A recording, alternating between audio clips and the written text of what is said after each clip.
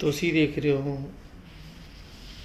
ਭਾਈ ਸਰਬਜੀਤ ਸਿੰਘ ਲੁਧਿਆਣੇ ਵਾਲਿਆਂ ਦੇ ਕਥਾ ਵਿਚਾਰ, ਜਿਸ ਦੇ ਨਾਲ ਲੱਖਾਂ ਹੀ ਪ੍ਰਾਣੀਆਂ ਦੀ ਜ਼ਿੰਦਗੀ ਬਦਲੀ ਹੈ। ਅਤੇ ਇਹਨਾਂ ਕਥਾ ਵਿਚਾਰਾਂ ਤੋਂ ਅਸੀਂ ਆਪ ਵੀ ਬਹੁਤ ਪ੍ਰਭਾਵਿਤ ਹਾਂ, ਕਿਉਂਕਿ ਭਾਈ ਸਰਬਜੀਤ ਸਿੰਘ ਲੁਧਿਆਣੇ ਵਾਲਿਆਂ ਦੇ ਜਿਹੜੇ ਕਥਾ ਵਿਚਾਰ ਆ, ਜਿੰਨਾ ਵੀ ਇਹਨੂੰ ਡੂੰਘਾਈ ਦੇ ਨਾਲ ਅਸੀਂ ਸੁਣਨ ਦੀ ਕੋਸ਼ਿਸ਼ ਕਰਦੇ ਹਾਂ, ਅਤੇ ਓਨਾ ਹੀ ਅਸੀਂ ਇਸ ਗੁਰਬਾਣੀ ਦੇ ਰੰਗ ਵਿੱਚ ਰੰਗੇ ਜਾਂਦੇ ਹਾਂ। ਸੋ ਇਸ ਦੇ ਵਿੱਚ ਸਾਨੂੰ ਬਹੁਤ ਹੀ ਕੁਝ ਜ਼ਿੰਦਗੀ ਦੇ ਵਿੱਚ ਨਵਾਂ ਕਰਨ ਦਾ ਉਪਰਾਲਾ ਵੀ ਮਿਲਦਾ ਹੈ, ਅਤੇ ਜ਼ਿੰਦਗੀ ਨੂੰ ਹੋਰ ਵਧੀਆ ਤਰੀਕੇ ਨਾਲ ਜਿਉਣ ਦਾ ਤਰੀਕਾ ਵੀ ਮਿਲਦਾ ਹੈ। ਅਤੇ ਸੋ ਸਾਰੀਆਂ ਹੀ ਸੰਗਤਾਂ ਨੂੰ ਬੇਨਤੀ ਹੈ ਕਿ ਭਾਈ ਸਰਬਜੀਤ ਸਿੰਘ ਲੁਧਿਆਣੇ ਵਾਲਿਆਂ ਦੇ ਕਥਾ ਵਿਚਾਰ ਜੇਕਰ ਤੁਹਾਨੂੰ ਵੀ ਚੰਗੇ ਲੱਗਦੇ ਆ ਤਾਂ ਆਪਣੇ ਪਰਿਵਾਰਾਂ ਦੇ ਨਾਲ, ਆਪਣੇ ਦੋਸਤਾਂ ਦੇ ਨਾਲ ਸ਼ੇਅਰ ਕਰਨਾ ਨਾ ਭੁੱਲੋ। ਜ਼ਿਆਦਾ ਤੋਂ ਜ਼ਿਆਦਾ ਸਾਡੇ ਇਸ ਚੈਨਲ ਨੂੰ ਤੁਸੀਂ ਸਪੋਰਟ ਜ਼ਰੂਰ ਕਰੋ। ਅਤੇ ਲਓ ਫਿਰ ਆਪਾਂ ਸ਼ੁਰੂ ਕਰਦੇ ਹਾਂ ਭਾਈ ਸਰਬਜੀਤ ਸਿੰਘ ਲੁਧਿਆਣੇ ਵਾਲਿਆਂ ਦੇ ਕਥਾ ਵਿਚਾਰ। ਸਤਿਗੁਰੂ ਗੁਰੂ ਗ੍ਰੰਥ ਸਾਹਿਬ ਮਹਾਰਾਜ ਜੀ ਦੀ ਪਾਵਨ ਬਾਣੀ ਕਿਸੇ ਇੱਕ ਜਾਤ, ਵਰਨ, ਕੁਲ, ਮਤ, ਮਜ਼ਹਬ ਜਾਂ ਦੇਸ਼ ਦੇ ਲੋਕਾਂ ਵਾਸਤੇ ਨਹੀਂ, ਸਮੁੱਚੀ ਮਨੁੱਖਤਾ ਦੇ ਕਲਿਆਣ ਹਿਤ ਹੈ। ਔਰ ਸਤਿਗੁਰੂ ਸੱਚੇ ਪਾਤਸ਼ਾਹ ਜੀ ਨੇ ਇਸ ਮਨੁੱਖਤਾ ਉੱਤੇ ਬਹੁਤ ਵੱਡਾ ਤਰਸ ਕੀਤਾ ਹੈ, ਜੋ ਆਪਾਂ ਸਾਰਿਆਂ ਨੂੰ ਬਹੁਤ ਹੀ ਸਰਲ ਰੂਪ ਵਿੱਚ, ਗ੍ਰਸਤ ਵਿੱਚ ਰਹਿੰਦਿਆਂ, ਪਰਿਵਾਰ ਵਿੱਚ ਰਹਿੰਦਿਆਂ, ਸੰਸਾਰ ਵਿੱਚ ਰਹਿੰਦਿਆਂ, ਉਸ ਨਿਰੰਕਾਰ ਅਕਾਲ ਪੁਰਖ ਤੱਕ ਕਿਵੇਂ ਪਹੁੰਚਣਾ ਹੈ, ਮਨੁੱਖ ਨੇ ਆਪਣਾ ਜੀਵਨ ਕਿਵੇਂ ਸਫਲ ਕਰਨਾ ਹੈ, ਸਤਿਗੁਰੂ ਜੀ ਨੇ ਬਹੁਤ ਸਰਲ ਤਰੀਕੇ ਨਾਲ ਬਖਸ਼ਿਸ਼ ਕੀਤੀ। ਗੁਰੂ ਗ੍ਰੰਥ ਸਾਹਿਬ ਮਹਾਰਾਜ ਜੀ ਦੀ ਪਾਵਨ ਬਾਣੀ ਸੰਸਾਰ ਦੇ ਸਮਸਤ ਲੋਕਾਂ ਵਾਸਤੇ ਕਲਿਆਣ ਹਿਤ ਹੈ। ਸਤਿਗੁਰੂ ਗੁਰੂ ਗ੍ਰੰਥ ਸਾਹਿਬ ਮਹਾਰਾਜ ਜੀ ਦੀ ਪਾਵਨ ਬਾਣੀ ਜਿੱਥੇ ਸਮਾਜ ਦਾ ਜੀਵਨ ਮਹਾਰਾਜ ਜੀ ਨੇ ਬਖਸ਼ਿਸ਼ ਕੀਤਾ ਕਿਵੇਂ ਮਨੁੱਖ ਨੇ ਜੀਣਾ ਹੈ, ਉੱਥੇ ਸੰਸਾਰ ਵਿੱਚ ਰਹਿੰਦੇ ਇਹਦੇ ਫਰਜ਼ ਕੀ ਨੇ, ਧਰਮ ਕੀ ਹੈ, ਅਸਲ ਵਿੱਚ ਧਰਮ ਕੀ ਹੈ, ਉਹ ਗੁਰੂ ਗ੍ਰੰਥ ਸਾਹਿਬ ਮਹਾਰਾਜ ਦੀ ਬਾਣੀ ਨੇ ਬਹੁਤ ਸਰਲ ਤਰੀਕੇ ਨਾਲ ਦੱਸਿਆ। ਦੁਨੀਆ ਦਾ ਕੋਈ ਵੀ ਇਸ ਤਰ੍ਹਾਂ ਦਾ ਸਵਾਲ ਜਾਂ ਸਬਜੈਕਟ, ਕੋਈ ਵਿਸ਼ਾ ਨਹੀਂ ਜਿਹਦੇ ਉੱਤੇ ਸਤਿਗੁਰੂ ਜੀ ਨੇ ਬਾਣੀ ਨਾ ਉਚਾਰਨ ਕੀਤੀ ਹੋਵੇ। ਸ਼੍ਰੀਮਾਨ ਭਾਈ ਸਾਹਿਬ, ਭਾਈ ਗੁਰਦਾਸ ਸਾਹਿਬ ਜੀ ਲਿਖਦੇ ਨੇ, ਕਹਿੰਦੇ ਭਾਈ ਸਮੁੰਦਰ ਵਿੱਚ ਬਹੁਤ ਪ੍ਰਕਾਰ ਦੇ ਜੀਵ ਜੰਤੂ ਨੇ, ਬਹੁਤ ਪ੍ਰਕਾਰ ਦੇ ਪਦਾਰਥ ਨੇ, ਪਰ ਉਸ ਸਮੁੰਦਰ ਦੇ ਅੰਦਰੋਂ ਜਿਹੜਾ ਹੰਸ ਹੈ ਨਾ, ਉਹ ਮੋਤੀ ਚੁਗ ਲੈਂਦਾ ਹੈ। ਪਹਾੜਾਂ ਦੀਆਂ ਕੰਧਰਾਂ ਵਿੱਚ ਕਈ ਪ੍ਰਕਾਰ ਦੀਆਂ ਧਾਤਾਂ ਛੁਪੀਆਂ ਨੇ, ਪਰ ਜਿਹੜਾ ਸਾਧ ਸੰਗਤ ਕੋਈ ਖਨਵਾਰਾ ਹੈ, ਖੋਜ ਕਰਨ ਵਾਲਾ, ਉਹ ਪਹਾੜਾਂ ਦੀਆਂ ਕੰਧਰਾਂ ਵਿੱਚੋਂ ਮੋਤੀ ਚੁਗ ਲੈਂਦਾ ਹੈ, ਹੀਰੇ ਕੱਢ ਲੈਂਦਾ ਹੈ, ਤੇ ਬਹੁਤ ਵੱਡਮੁੱਲੀ ਕੀਮਤ ਪ੍ਰਾਪਤ ਕਰ ਲੈਂਦਾ। ਜੰਗਲਾਂ ਵਿੱਚ ਕਈ ਪ੍ਰਕਾਰ ਦੇ ਦਰਖਤ ਨੇ। ਭਾਈ ਗੁਰਦਾਸ ਜੀ ਲਿਖਦੇ, ਖੋਜੀ ਬੰਦਾ ਜਿਹੜਾ ਜਿਹਨੂੰ ਪਰਖ ਆ ਜਾਏ, ਭਾਈ ਉਹ ਬਹੁਤੇ ਦਰਖਤ ਵੱਢਦਾ ਨਹੀਂ, ਉਹ ਚੰਦਨ ਦੀ ਖੋਜ ਕਰਦਾ ਹੈ। ਜਦੋਂ ਉਹਦੇ ਹੱਥ ਚੰਦਨ ਆ ਜਾਏ ਤਾਂ ਫਿਰ ਥੋੜੀ ਜਿਹੀ ਚੀਜ਼ ਨਾਲ ਵੀ ਉਹ ਕਰੋੜਾਂ ਰੁਪਈਆ ਕਮਾ ਲੈਂਦਾ ਹੈ। ਏਦਾਂ ਗੁਰੂ ਗ੍ਰੰਥ ਸਾਹਿਬ ਮਹਾਰਾਜ ਜੀ ਦੀ ਬਾਣੀ ਸਮੁੰਦਰ ਹੈ। ਇਸ ਸਾਗਰ ਵਿੱਚੋਂ ਜਿਹੜਾ ਵੀ ਸਿੱਖ ਗੁਰੂ ਦੇ ਕੋਈ ਖਿੰਨ ਮਾਤਰ ਵੀ ਗੁਣ ਗ੍ਰਹਿਣ ਕਰ ਲੈਂਦਾ ਹੈ, ਉਹ ਇਸ ਮਾਨਸ ਜਨਮ ਨੂੰ ਸਫਲ ਕਰ ਜਾਂਦਾ। ਸਮੁੰਦਰ ਹੈ, ਇਹਨੂੰ ਪੂਰਾ ਨਹੀਂ ਕਮਾਇਆ ਜਾ ਸਕਦਾ। ਸਤਿਗੁਰੂ ਸੱਚੇ ਪਾਤਸ਼ਾਹ ਜੀ ਨੇ ਬਖਸ਼ਿਸ਼ ਕਿਰਪਾ ਕੀਤੀ ਹੈ, ਆਪਾਂ ਨੂੰ ਇਹ ਅਵਸਰ ਬਖਸ਼ਿਸ਼ ਕੀਤਾ ਹੈ ਭਾਈ ਗੁਰਦਾਸ ਸਾਹਿਬ ਲਿਖਦੇ ਨੇ, ਜੈਸੇ ਤੋਂ ਸਮੁੰਦਰ ਵਿਖੇ ਸਕਲ ਪਦਾਰਥ ਨਿਧ, ਹੰਸ ਮਰ ਜੀਵਾ ਨਿਸ਼ਚੈ ਪ੍ਰਸਾਦ ਪਾਵੇ। ਜੈਸੇ ਬਨ ਵਿਖੇ ਮਲਿਆਗਰ ਸੋਧਾ ਕਪੂਰ, ਸੋਧ ਕੈ ਸੁਵਾਸੀ ਸੁਬਾਸ ਬਹਿਸਾਵੇ। ਅਖੀਰ ਤੇ ਕਹਿੰਦੇ, ਤੈਸੇ ਗੁਰਬਾਣੀ ਵਿਖੇ ਸਕਲ ਪਦਾਰਥ ਹੈ, ਜੋਈ ਜੋਈ ਖੋਜੈ ਸੋਈ ਸੋਈ ਨਿਪਜਾਵੇ। ਗੁਰੂ ਗ੍ਰੰਥ ਸਾਹਿਬ ਦੀ ਬਾਣੀ ਵਿੱਚ ਸਾਰਾ ਕੁਝ ਭਰਿਆ ਹੈ। ਇਹ ਮਨੁੱਖ ਦੀ ਖੋਜ ਤੇ ਡਿਪੈਂਡ ਕਰਦਾ ਹੈ। ਸੰਸਾਰੀ ਤੌਰ ਤੇ ਬਹੁਤ ਲੋਕ ਨੇ ਜਿਨ੍ਹਾਂ ਦਾ ਗੁਰਦੁਆਰੇ ਆਉਣਾ, ਧਰਮ ਵਿੱਚ ਆਉਣਾ, ਪੂਜਾ ਪਾਠ ਕਰਨਾ ਸਿਰਫ ਪਦਾਰਥਾਂ ਤੱਕ ਸੀਮਤ ਹੈ। ਅਰਦਾਸ ਪੂਰੀ ਹੋ ਜਾਏ, ਪਦਾਰਥ ਮਿਲ ਜਾਣ, ਇੱਥੋਂ ਤੱਕ ਹੀ ਉਹ ਧਰਮ ਵਿੱਚ ਸੀਮਤ ਨੇ। ਮੈਂ ਇੱਕ ਦਿਨ ਦਰਬਾਰ ਸਾਹਿਬ ਤੋਂ ਇਹ ਬੇਨਤੀ ਕਹੀ, ਧਰਤੀ ਦੇ 70% ਲੋਕ ਧਾਰਮਿਕ ਨੇ। ਹਰ ਬੰਦਾ ਕਿਸੇ ਨਾ ਕਿਸੇ ਧਰਮ ਦੀ ਪੂਜਾ ਕਰ ਰਿਹਾ, ਪਾਠ ਕਰ ਰਿਹਾ। ਉਹਦੇ ਘਰ ਵਿੱਚ ਜਾਓ, ਕੋਈ ਨਾ ਕੋਈ ਧਰਮ ਦਾ ਚਿੰਨ੍ਹ ਮਿਲ ਜਾਏਗਾ ਉਹਦੇ ਕੋਲੋਂ। ਪਰ ਸਾਧ ਸੰਗਤ ਉਹਦੇ ਵਿੱਚੋਂ 0.5% ਵੀ ਲੋਕ ਧਰਮ ਵਿੱਚ ਕਾਮਯਾਬ ਨਹੀਂ ਹੁੰਦੇ। ਉਹਦਾ ਰੀਜ਼ਨ, ਉਹਦਾ ਕਾਰਨ ਕੀ ਹੈ? ਅਸੀਂ ਧਰਮ ਕਮਾਉਣਾ ਹੀ ਨਹੀਂ ਚਾਹੁੰਦੇ। ਮਨੁੱਖ ਧਰਮ ਉਨਾ ਕੁ ਕਮਾਉਣਾ ਚਾਹੁੰਦਾ ਹੈ ਜਿੰਨਾ ਕੁ ਉਹਦੀ ਸੰਸਾਰੀ ਲੋੜ ਪੂਰੀ ਹੁੰਦੀ ਰਹੇ, ਉਸ ਤੋਂ ਅੱਗੇ ਵਧਣਾ ਹੀ ਨਹੀਂ ਚਾਹੁੰਦਾ। ਉਹਦੀ ਇੱਛਾ ਸੰਸਾਰ ਦੇ ਪਦਾਰਥਾਂ ਤੱਕ ਰਹਿ ਜਾਂਦੀ ਹੈ। ਪੁੱਤਰ ਧੀਆਂ, ਸੰਸਾਰ, ਪਦਾਰਥ, ਪੈਸਾ, ਕਾਰੋਬਾਰ, ਇੱਥੋਂ ਤੱਕ ਹੀ ਉਹਦੀ ਉਮਰ ਮੁੱਕ ਜਾਂਦੀ ਹੈ। ਪਦਾਰਥ ਤੋਂ ਅੱਗੇ ਪਰਮਾਤਮਾ ਦੀ ਖੋਜ ਵੱਲ ਕੋਈ ਵਿਰਲਾ ਮਨੁੱਖ ਤੁਰਦਾ ਹੈ, ਜਿਹਨੂੰ ਮਹਾਰਾਜ ਨੇ ਕਿਹਾ, ਕੋਟਨ ਮੈਂ ਨਾਨਕ ਕਹੂੰ ਨਾਰਾਇਣ ਜਿਹ ਚੀਤ। ਕਿਉਂਕਿ ਉਸ ਮਾਰਗ ਤੇ ਜਦੋਂ ਤੁਰੋਗੇ ਫਿਰ ਇਸ ਸੰਸਾਰ ਦੇ ਬਹੁਤ ਸਾਰੇ ਰਸ ਤੁਹਾਨੂੰ ਛੱਡਣੇ ਪੈਣਗੇ। ਮਨੁੱਖ ਰਸ ਛੱਡਣਾ ਨਹੀਂ ਚਾਹੁੰਦਾ। ਸਰੀਰ ਵਿਰਧ ਹੋ ਜਾਂਦਾ ਹੈ, ਮਨ ਦੀਆਂ ਇਛਾਵਾਂ ਰਹਿ ਜਾਂਦੀਆਂ ਨੇ, ਅੱਧ ਵਿਚਕਾਰ ਮਰ ਜਾਂਦਾ ਹੈ, ਇਹਨੂੰ ਫਿਰ ਦੁਬਾਰਾ ਜਨਮ ਲੈਣਾ ਪੈਂਦਾ। ਸਤਿਗੁਰ ਸੱਚੇ ਪਾਤਸ਼ਾਹ ਜੀ ਨੇ ਬਚਨ ਕਹੇ, ਭਾਈ ਦੁਨਿਆਵੀ ਲੋੜ ਪਦਾਰਥ ਤੈਨੂੰ ਚਾਹੀਦੇ ਨੇ, ਉਹ ਗੁਰੂ ਕੋਲੋਂ ਮੰਗ, ਰੱਬ ਕੋਲੋਂ ਮੰਗ, ਪਰਮਾਤਮਾ ਕੋਲੋਂ ਇੱਛਾ ਰੱਖ, ਪਰ ਸਾਰੀ ਉਮਰ ਤੇਰੀ ਇੱਛਾ ਪਦਾਰਥਾਂ ਤੱਕ ਨਹੀਂ ਹੋਣੀ ਚਾਹੀਦੀ। ਤੇਰੀ ਇੱਛਾ ਪਦਾਰਥ ਤੋਂ ਅੱਗੇ ਵੀ ਤੁਰਨੀ ਚਾਹੀਦੀ। ਹੁਣ ਉਹ ਸੋਝੀ, ਉਹ ਗਿਆਨ ਸਿਰਫ ਗੁਰੂ ਕੋਲੋਂ ਮਿਲਣਾ ਹੈ। ਜਿੱਥੇ ਤੁਸੀਂ ਬੈਠੇ ਹੋ, ਇੱਥੇ ਗੁਰੂ ਦੇ ਦਰ ਉੱਤੇ ਗੁਰੂ ਦੁਆਰੇ ਹੋਏ ਸੋਝੀ ਪਾਏ ਸੀ, ਇਹ ਤਾਂ ਦੁਆਰੇ ਧੋਏ ਹੱਛਾ ਹੋਏ ਸੀ। ਇੱਥੋਂ ਗੁਰੂ ਗ੍ਰੰਥ ਸਾਹਿਬ ਦੀ ਬਾਣੀ ਨੇ ਸੋਝੀ ਦੇਣੀ ਹੈ। ਮੰਗਣਾ ਕੀ ਹੈ? ਜਦੋਂ ਤੁਸੀਂ ਮਹਾਰਾਜ ਦੀ ਬਾਣੀ ਪੜੋਗੇ, ਸਾਨੂੰ ਪਾਤਸ਼ਾਹ ਅਰਦਾਸ ਕਰਨੀ ਵੀ ਸਿਖਾਉਂਦੇ ਨੇ। ਮੰਗਣਾ ਕੀ ਹੈ ਉਹ ਵੀ ਦੱਸਦੇ ਨੇ, ਮੰਗਣਾ ਕਿਵੇਂ ਹੈ ਇਹ ਵੀ ਦੱਸਦੇ ਨੇ। ਸੰਸਾਰ ਵਿੱਚ ਰਹਿਣਾ, ਧਰਮ ਕਮਾਉਣਾ, ਕਿਵੇਂ ਕਮਾਉਣਾ ਉਹ ਵੀ ਦੱਸਣਗੇ। ਇਹ ਵੀ ਗੁਰੂ ਗ੍ਰੰਥ ਸਾਹਿਬ ਮਹਾਰਾਜ ਦੀ ਬਾਣੀ ਵਿੱਚ ਕਹਿਣਗੇ, ਭਾਈ ਧਰਮ ਦੇ ਮਾਰਗ ਉੱਤੇ ਤੂੰ ਤੁਰਨਾ ਹੈ, ਧਰਮ ਅਸਲ ਵਿੱਚ ਹੈ ਕੀ ਆ ਉਹ ਵੀ ਸਮਝ ਲੈ। ਸਤਿਗੁਰਾਂ ਕਿਹਾ, ਪਦਾਰਥ ਤੋਂ ਅੱਗੇ ਵੱਧ, ਤੇਰੀ ਇੱਛਾ ਪਦਾਰਥ ਤੱਕ ਨਹੀਂ ਹੋਣੀ ਚਾਹੀਦੀ। ਇੱਕ ਸ਼ਬਦ ਤੁਸੀਂ ਰੋਜ਼ ਆਰਤੀ ਵਿੱਚ ਸੁਣਦੇ ਹੋ। ਜਦੋਂ ਸ਼ਾਮਾਂ ਦੀ ਸੋਧਾ ਰਹਿਰਾਸ ਦੇ ਪਾਠ ਤੋਂ ਬਾਅਦ ਦਰਬਾਰ ਸਾਹਿਬ ਤੋਂ ਕੀਰਤਨ ਸ਼ੁਰੂ ਹੁੰਦਾ ਹੈ, ਉਹ ਭਗਤ ਸਾਹਿਬਾਨਾਂ ਦੀ ਬਾਣੀ ਹੈ। ਉਹਦੇ ਵਿੱਚ ਦੁਨਿਆਵੀ ਸਭ ਲੋੜਾਂ ਦਾ ਵਰਣਨ ਕੀਤਾ ਗਿਆ ਕਿ ਮਨੁੱਖ ਦੀ ਇੱਕ ਲੋੜ ਹੈ, ਉਹਨੂੰ ਪੁੱਤਰ ਚਾਹੀਦੇ ਨੇ, ਪਦਾਰਥ ਚਾਹੀਦਾ, ਘਰ ਚਾਹੀਦਾ, ਬੱਚੇ, ਸੰਸਾਰ ਦੀਆਂ ਹੋਰ ਚੀਜ਼ਾਂ, ਇੱਥੋਂ ਤੱਕ ਖਾਣ ਵਾਸਤੇ ਭੋਜਨ, ਰਹਿਣ ਵਾਸਤੇ ਘਰ, ਪਹਿਨਣ ਵਾਸਤੇ ਕੱਪੜਾ ਤੇ ਸੌਣ ਵਾਸਤੇ ਉਹਨੂੰ ਚੰਗਾ ਬਿਸਤਰਾ ਮੰਜਾ ਵੀ ਚਾਹੀਦਾ। ਸਾਰਾ ਦਿਨ ਕਿਰਤ ਕਰਦਾ ਹੈ, ਉਹ ਆਰਾਮ ਵੀ 5, 7, 10 ਘੰਟੇ ਚੰਗੀ ਤਰ੍ਹਾਂ ਕਰੇ। ਸਾਰੀਆਂ ਲੋੜਾਂ ਦਾ ਵਰਣਨ ਕਰਨ ਤੋਂ ਬਾਅਦ ਇੱਕ ਵਿਸ਼ੇਸ਼ ਗੱਲ ਹਜ਼ੂਰ ਨੇ ਕਹੀ। ਮਨੁੱਖ ਉਸ ਗੱਲ ਨੂੰ ਭੁੱਲ ਜਾਂਦਾ ਹੈ, ਇਸ ਲਈ ਸਾਰੀ ਉਮਰ ਖੁਆਰ ਹੋਈਦਾ। ਉਹਦੇ ਵਿੱਚ ਸਾਹਿਬ ਨੇ ਮੰਗ ਕੀਤੀ ਕਿ ਦਾਲ ਸਿੱਧਾ ਮੰਗੋ ਘਿਓ, ਹਮਰਾ ਖੁਸ਼ੀ ਕਰੇ ਨਿਤ ਜੀਓ। ਕਹਿੰਦੇ ਮਹਾਰਾਜ ਮੇਰਾ ਚਿੱਤ ਨਾ ਖੁਸ਼ ਰਹਿਣਾ ਚਾਹੀਦਾ, ਮੈਨੂੰ ਦਾਲ ਸਿੱਧਾ ਭਾਵ ਰਾਸ਼ਨ ਆਟਾ ਸਭ ਕੁਝ ਚਾਹੀਦਾ। ਮੈਂ ਰੁੱਖਾ ਪ੍ਰਸ਼ਾਦਾ ਨਹੀਂ ਛਕਣਾ, ਦਾਲ ਵੀ ਚਾਹੀਦੀ ਹੈ, ਕੋਈ ਸੁੱਕਾ ਸਿੱਧਾ ਸਮਾਨ ਚਾਹੀਦਾ ਜਿਹਦੇ ਨਾਲ ਭੋਜਨ ਬਣੇ।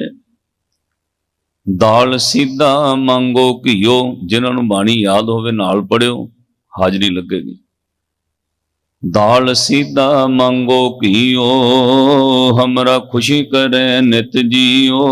पनिया शादन नीका, अनाज मांगो सत सीका। सत सीका दा अनाज दा अर्थ है भी बिल्कुल जिहड़ा सत हल वाह के चंगा उपजाऊ अनाज होवे, जिहड़ा पौष्टिकता वाला होवे, जिहदे विच पौष्टिकता भरी होवे। पर अज दा मनुख साध संगत इन्ना फॉर्मेलिटी विच पै गया और इन्ना तेज रफ्तार ये युग चलन लग पिया, बंदा भुल गया कि पौष्टिक भोजन किहड़ा है। हाँ, जदों डॉक्टर पाबंदी लादा फिर भावें शुरू कर दे भी इन्ने बजे जूस, इन्ने बजे फ्रूट, इन्ने बजे सलाद। उस तो पहला साडा खाना सब अखाज खाज चल रहा है, जिहड़ा खाना साध संगत जी टाइम सिर जदों छकना वो आपां उल्ट सब कुछ कर लिया। पहली गल ते मनुख दा लालच वध गया। इन्हें सत सीका अनाज की मंग की करनी है। हर बंदा चाहता 3 फसलां साल विच कट ਲਾਂ, दवाइयां पा के, रोह पा के, जहरीलियां दवाइयां पा के छेती कणक का झाड़ ਵਧਾਉਣਾ चाहता है। ਤੁਹਾਡੇ ਕੋਲ 2 चीज़ां दिन विच आपां ਵੱਧ उपयोग करते हैं, दुध ते कणक का आटा, जिहड़ा 3 वक्त रोटी खांदे। दोवां चीज़ां विच बंदे नूं अज जहर मिल रही है। ये मनुख दा लालच ही इहनूं रोगां विच डोब रहा है। सत सीका अनाज का अर्थ है वो पौष्टिकता वाला भोजन, जिहड़ा 7 वार हल वाह के उगाया होवे। अनाज मांगो सत सीका, गौ भैंस मांगो लावेरी, एक ताजन तुरी चंगेरी। हुण वेखियो गृहस्थ वाल आ गए, कहंदे घर की गीहन चंगी, जन तन्ना लेवे मंगी। हे परमात्मा वाहिगुरू, तेरी भगती लई पहला मैनू आ भी लोड़ है। मेरे पदार्थ धन दौलत पदार्थ खाण दा भोजन रहण लई घर चाहिए, ते नाल ये जरूरी है मेरा परिवार चंगा होना चाहिए। गृहस्थी विच मेरी धर्म पत्नी भाव अकाल पुरख वाहिगुरू जिहदे नाल संजोग लिखिया है, वो भगती विच सहयोगी चंगी होवे, वो मैनू धर्म कमाउण वास्ते प्रेरे, वो मेरे धर्म में रुकावट ना पावे, वो भगती में कोई रुकावट खड़ी ना करे, ओदा भी सुभाव सही होना चाहिए। घर की गीहन चंगी, जन धन्ना लेवे मंगी। साध संगत जे गीहन चंगी होवे घर वाली, तां तुसीं धर्म 1 गुणा नालों 4 गुणा वध कमा सकदे। एक सज्जण मैनूं मिले, गुरुद्वारा साहिब की बिल्डिंग बन रही सी, तो साध संगत उन्होंने घर गए तो सरदार जी मिले, बड़े प्यार वाले ने, दुबई विच उन्होंने चंगा कारोबार है। उन्होंने दसिया जी आ बिल्डिंग इस तरह महाराज ने घर का स्थान नवा बना रहे हैं, बिल्डिंग तैयार हो रही है। तो कहते कोई गल नहीं, सेवा लाओ। असीं कहा जी कोई पाबंदी नहीं है, तुसीं सेवा जिवें कर सकते हो। कोई बंदा लाख रुपया भी दे रहा है, कोई 50,000 भी दे रहा है, कोई 500 रुपया भी दे रहा है, ये विच कोई पाबंदी नहीं है। तुसीं आपो अपने कारोबार के हिसाब नाल। तो सरदार जी कहने जी मेरे वालों 1.5 लाख रुपया लिख लो। सारिया ने खुशी मनाई, भाई बंदे ने हौसला किया है, 1.5 लाख रुपया उन्हें कह दिता मेरे वालों लिख लो। इन्ने नूं साध संगत बंदे बैठे हैं तो उहदे घर वाली जल पानी लैके आ गई, वो भी सरदारनी आके कोल बह गई। तो उन्हें जल पानी कोल रख के वो भी सुन लग पे, कहनी जी किवें आए ने, इन्ने सारे गुरसिखा ने चरण पाए, वड्डे भाग, दसो किवें आए हो। वो सरदार जी कहने जी गुरुद्वारा साहब की बिल्डिंग बनाउण लगे आ, ते मैं इन्हां नूं सेवा 1.5 लाख कहती है, ठीक है। वो कहनी बिल्कुल गलत है। असीं उहदे वल वेखण लग पे भी शायद हुणे गुस्से होएगी, वे घटा दिते जाणगे। कहनी ये तुसीं की कीता? तो असीं भी उहदे वल वेखे, पर वेखो साध संगत वो बीबी उस वक्त बोली, कहनी जी 1.5 लाख तो बहुत घट है, लाख रुपया मेरे वालों भी पाओ, 2.5 लाख कर दो।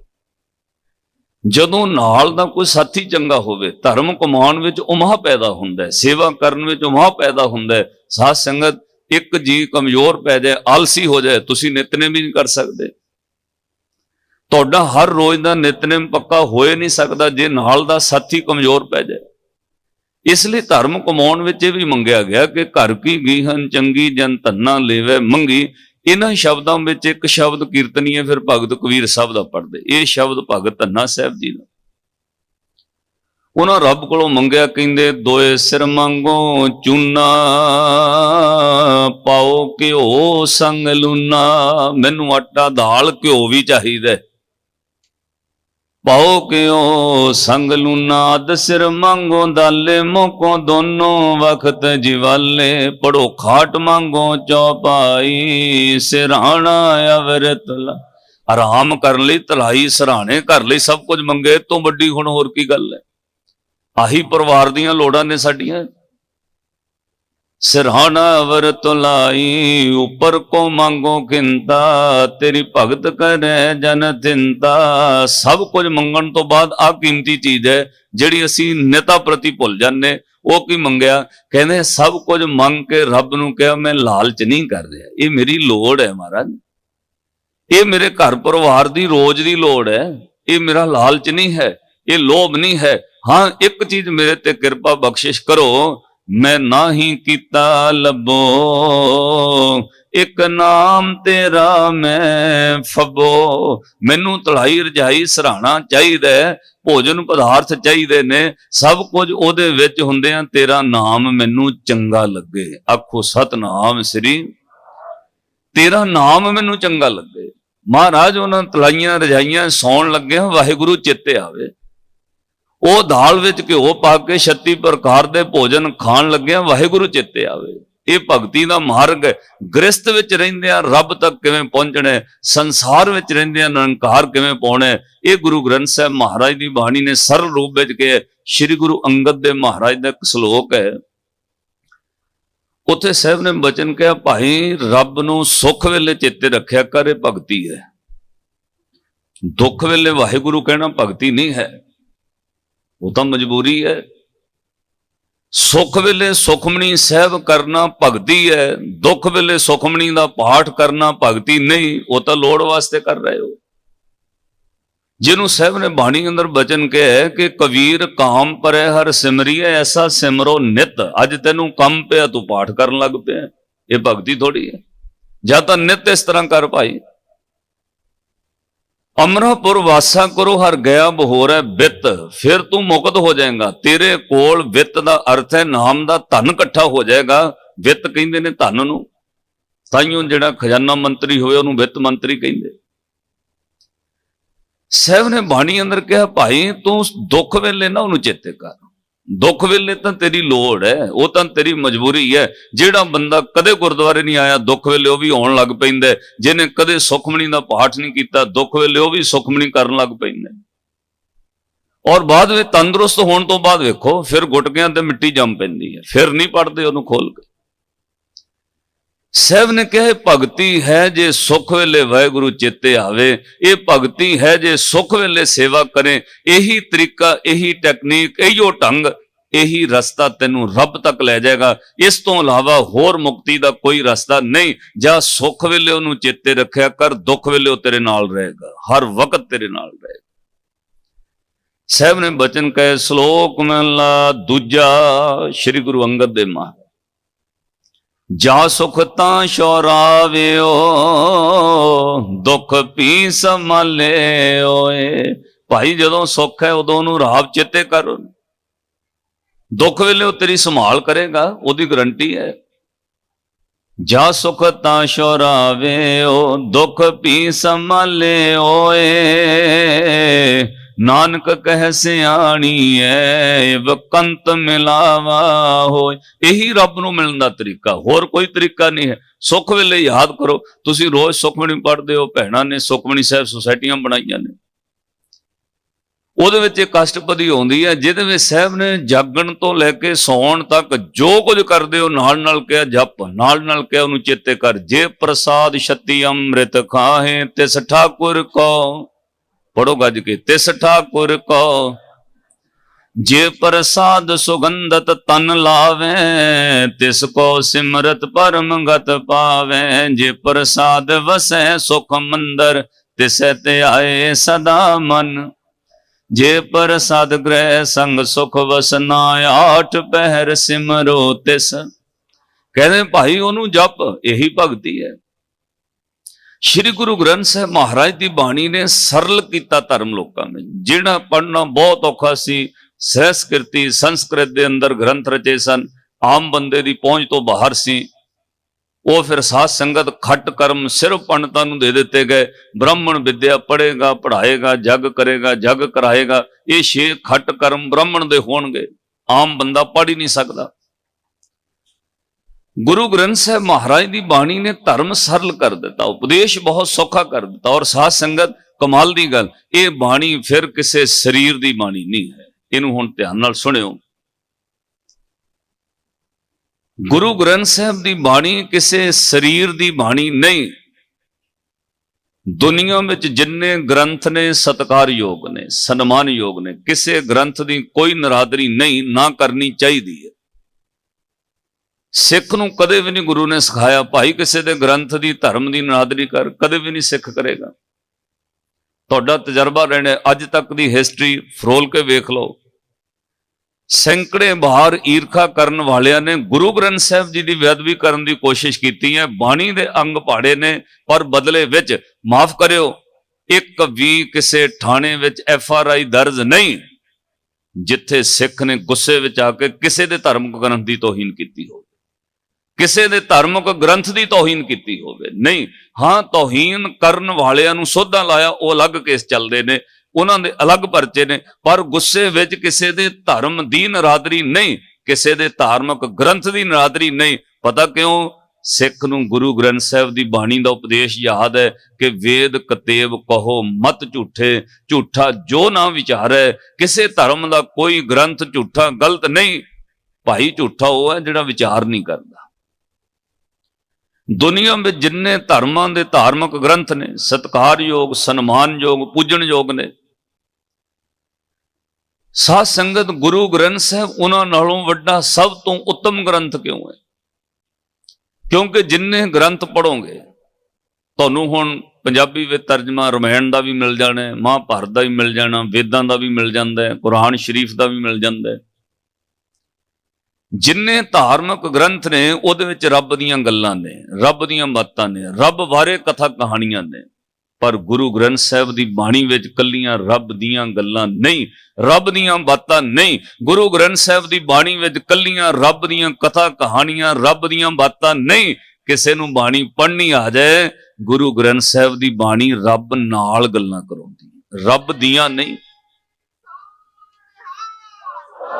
ਤੁਹਾਨੂੰ ਬਾਣੀ ਪੜ੍ਹਨੀ ਆ ਜਾਏ, ਤੁਹਾਨੂੰ ਰੱਬ ਨਾਲ ਗੱਲਾਂ ਕਰਾਉਂਦੀ ਹੈ। ਹੁਣੇ ਤੁਹਾਡੀ ਗੱਲ ਹੋ ਜਾਏਗੀ। ਕਿਵੇਂ? ਗੋਦ ਵਿੱਚ ਬਹਿ ਕੇ ਜਦੋਂ ਸਹਿਜ ਪਾਠ ਪੜੋਗੇ ਤਾਂ ਸਿੱਧਾ ਤੁਸੀਂ ਰੱਬ ਨਾਲ ਲਾਈਵ ਹੋ ਜਾਓਗੇ। ਜਦੋਂ ਕਹੋਗੇ ਤੂੰ ਮੇਰਾ ਪਿਤਾ, ਤੂੰ ਹੈ ਮੇਰਾ ਮਾਤਾ, ਤੂੰ ਮੇਰਾ ਬੰਧਪ, ਕਿਹਨੂੰ ਕਹਿ ਰਹੇ ਹੋ ਜੀ? ਸਿੱਧਾ ਹੀ ਰੱਬ ਨੂੰ, ਸਿੱਧਾ ਹੀ ਇੱਕ ਅਕਾਲ ਪੁਰਖ ਨੂੰ, ਸਿੱਧਾ ਰੱਬ ਨੂੰ ਕਹਿਣਾ, ਰਾਖ ਪਿਤਾ ਪ੍ਰਭ ਮੇਰੇ, ਮੋਹਿ ਨਿਰਗੁਣ ਸਭ ਗੁਣ, ਪੰਚ ਵੇਖਾਦੀ ਏਕ ਗਰੀਬਾ, ਰਾਖੋ ਰਾਖਣ ਹਾਰੇ, ਖੇਦ ਕਰੇ ਅਰ ਬਹੁਤ ਸੰਤਾਵੇ, ਆਇਓ ਸ਼ਰਨ ਤੁਹਾਰੇ। ਸਿੱਧੀ ਰੱਬ ਨਾਲ ਗੱਲ।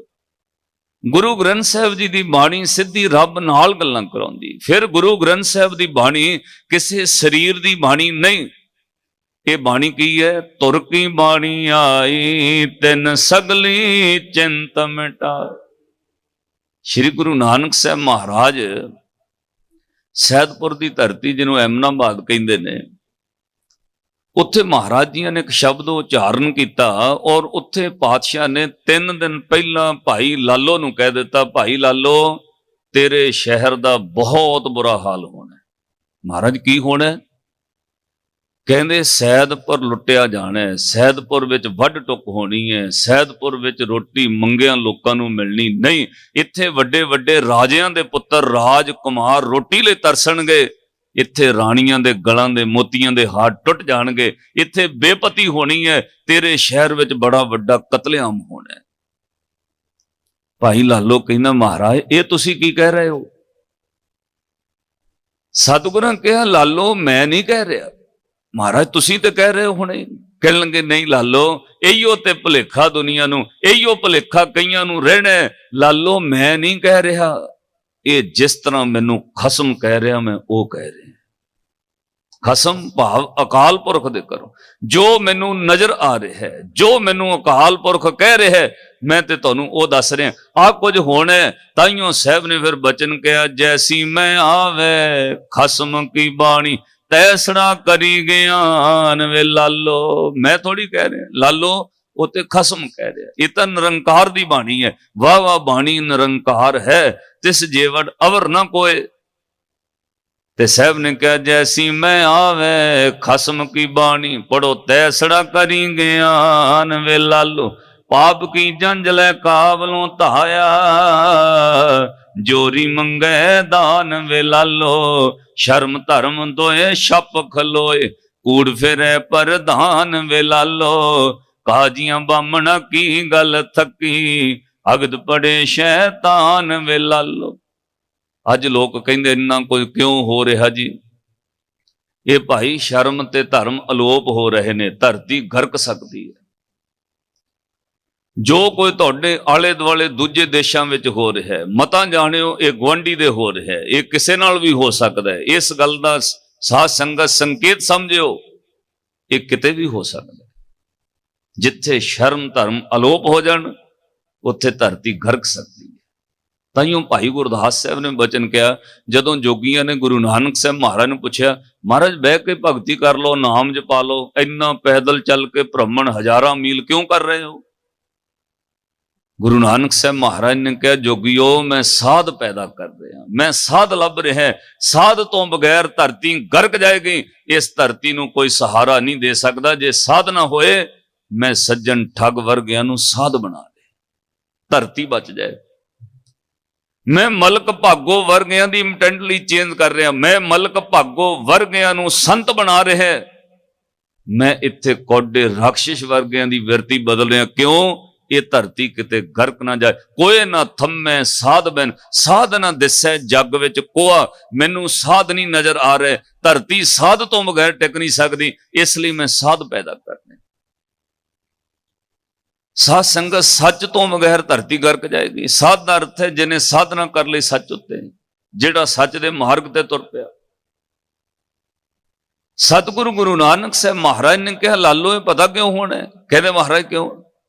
ਕਹਿੰਦੇ ਸ਼ਰਮ ਧਰਮ ਦੋਏ ਛਪ ਖਲੋਏ, ਕੂੜ ਫਿਰੈ ਪ੍ਰਧਾਨ ਵੇ ਲਾਲੋ। ਕਾਦੀਆਂ ਬਾਹਮਣਾ ਕੀ ਗੱਲ ਥੱਕੀ, ਅਗਦ ਪੜੇ ਸ਼ੈਤਾਨ ਵੇ ਲਾਲੋ। ਮੁਸਲਮਾਨੀਆਂ ਪੜ੍ਹੇ ਕਤੇਬਾਂ, ਕਸ਼ਟ ਮੈਂ ਕਰੇ ਖੁਦਾਏ ਵੇ ਲਾਲੋ। ਕਹਿੰਦੇ ਕਤੇਬ ਤੂੰ ਪੜ੍ਹਦੇ ਨਹੀਂ ਕੋਈ ਵੀ। ਕਹਿੰਦੇ ਕਸ਼ਟ ਵਿੱਚ ਖੁਦਾ ਚੇਤੇ ਆਉਂਦਾ, ਉਦੋਂ ਕੌਣ ਚੇਤੇ ਕਰਦਾ? ਕਸ਼ਟ ਮੈਂ ਕਰੇ ਖੁਦਾਏ ਵੇ ਲਾਲੋ। ਜਾਤ ਸਨਾਤੀ ਹੋਰ ਹਿੰਦਵਾਣੀਆਂ, ਇਹ ਪੀ ਲਿਖੇ ਲਾਏ ਵੇ ਲਾਲੋ। ਖੂਨ ਕੇ ਸੋਲੇ ਗਾਵੀਏ ਨਾਨਕ, ਰਤ ਕਾ ਕੁੰਗੂ ਪਾਏ ਵੇ ਲਾਲੋ। ਭਾਈ ਲਾਲੋ, ਇਹ ਹਸ਼ਰ ਪਤਾ ਕਿਉਂ ਹੋਣਾ? ਇਹ ਲੋਕ ਰੱਬ ਨੂੰ ਭੁੱਲ ਗਏ।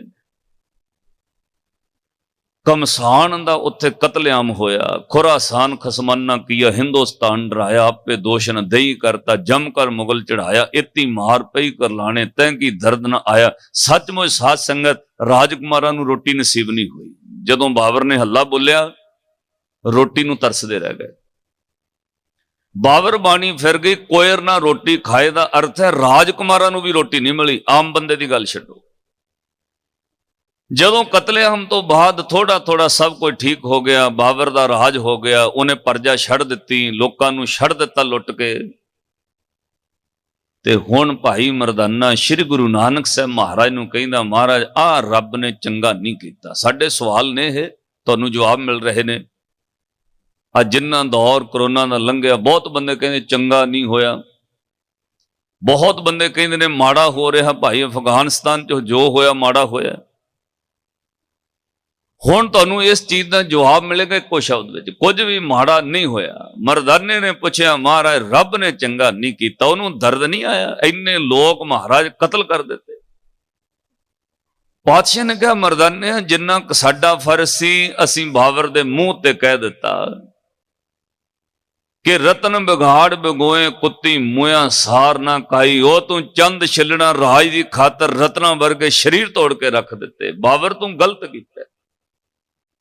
ਪਰ ਜੋ ਬਾਬਰ ਤੋਂ ਕਰਵਾਇਆ ਰੱਬ ਨੇ, ਗੁਰੂ ਨਾਨਕ ਸਾਹਿਬ ਮਹਾਰਾਜ ਕਹਿੰਦੇ ਮਰਦਾਨਿਆ ਉਹ ਠੀਕ ਹੋਇਆ, ਰੱਬ ਦੇ ਕੀਤੇ ਨੂੰ ਨਹੀਂ ਕਹਿ ਸਕਦੇ ਗਲਤ ਹੋਇਆ। ਕਹਿੰਦੇ ਮਹਾਰਾਜ ਚਲੋ ਮੰਨਿਆ ਕਿ ਰੱਬ ਦਾ ਨਾਮ ਨਹੀਂ ਸੀ ਇਹਨਾਂ ਨੂੰ ਚੇਤੇ, ਇਹ ਸੈਦਪੁਰੀਏ ਪਠਾਨ ਜ਼ਾਲਮ ਹੋ ਗਏ ਸੀ, ਰੱਬ ਨੂੰ ਭੁੱਲ ਗਏ ਸੀ, ਸ਼ਰਮ ਧਰਮ ਛਪ ਗਿਆ ਸੀ। ਮਹਾਰਾਜ ਸਾਰਿਆਂ ਦਾ ਥੋੜੀ ਛਪਿਆ, ਵਿੱਚ ਚੰਗੇ ਬੰਦੇ ਵੀ ਸੀ, ਉਹ ਵੀ ਵਿਚਾਰੇ ਮਾਰੇ ਗਏ।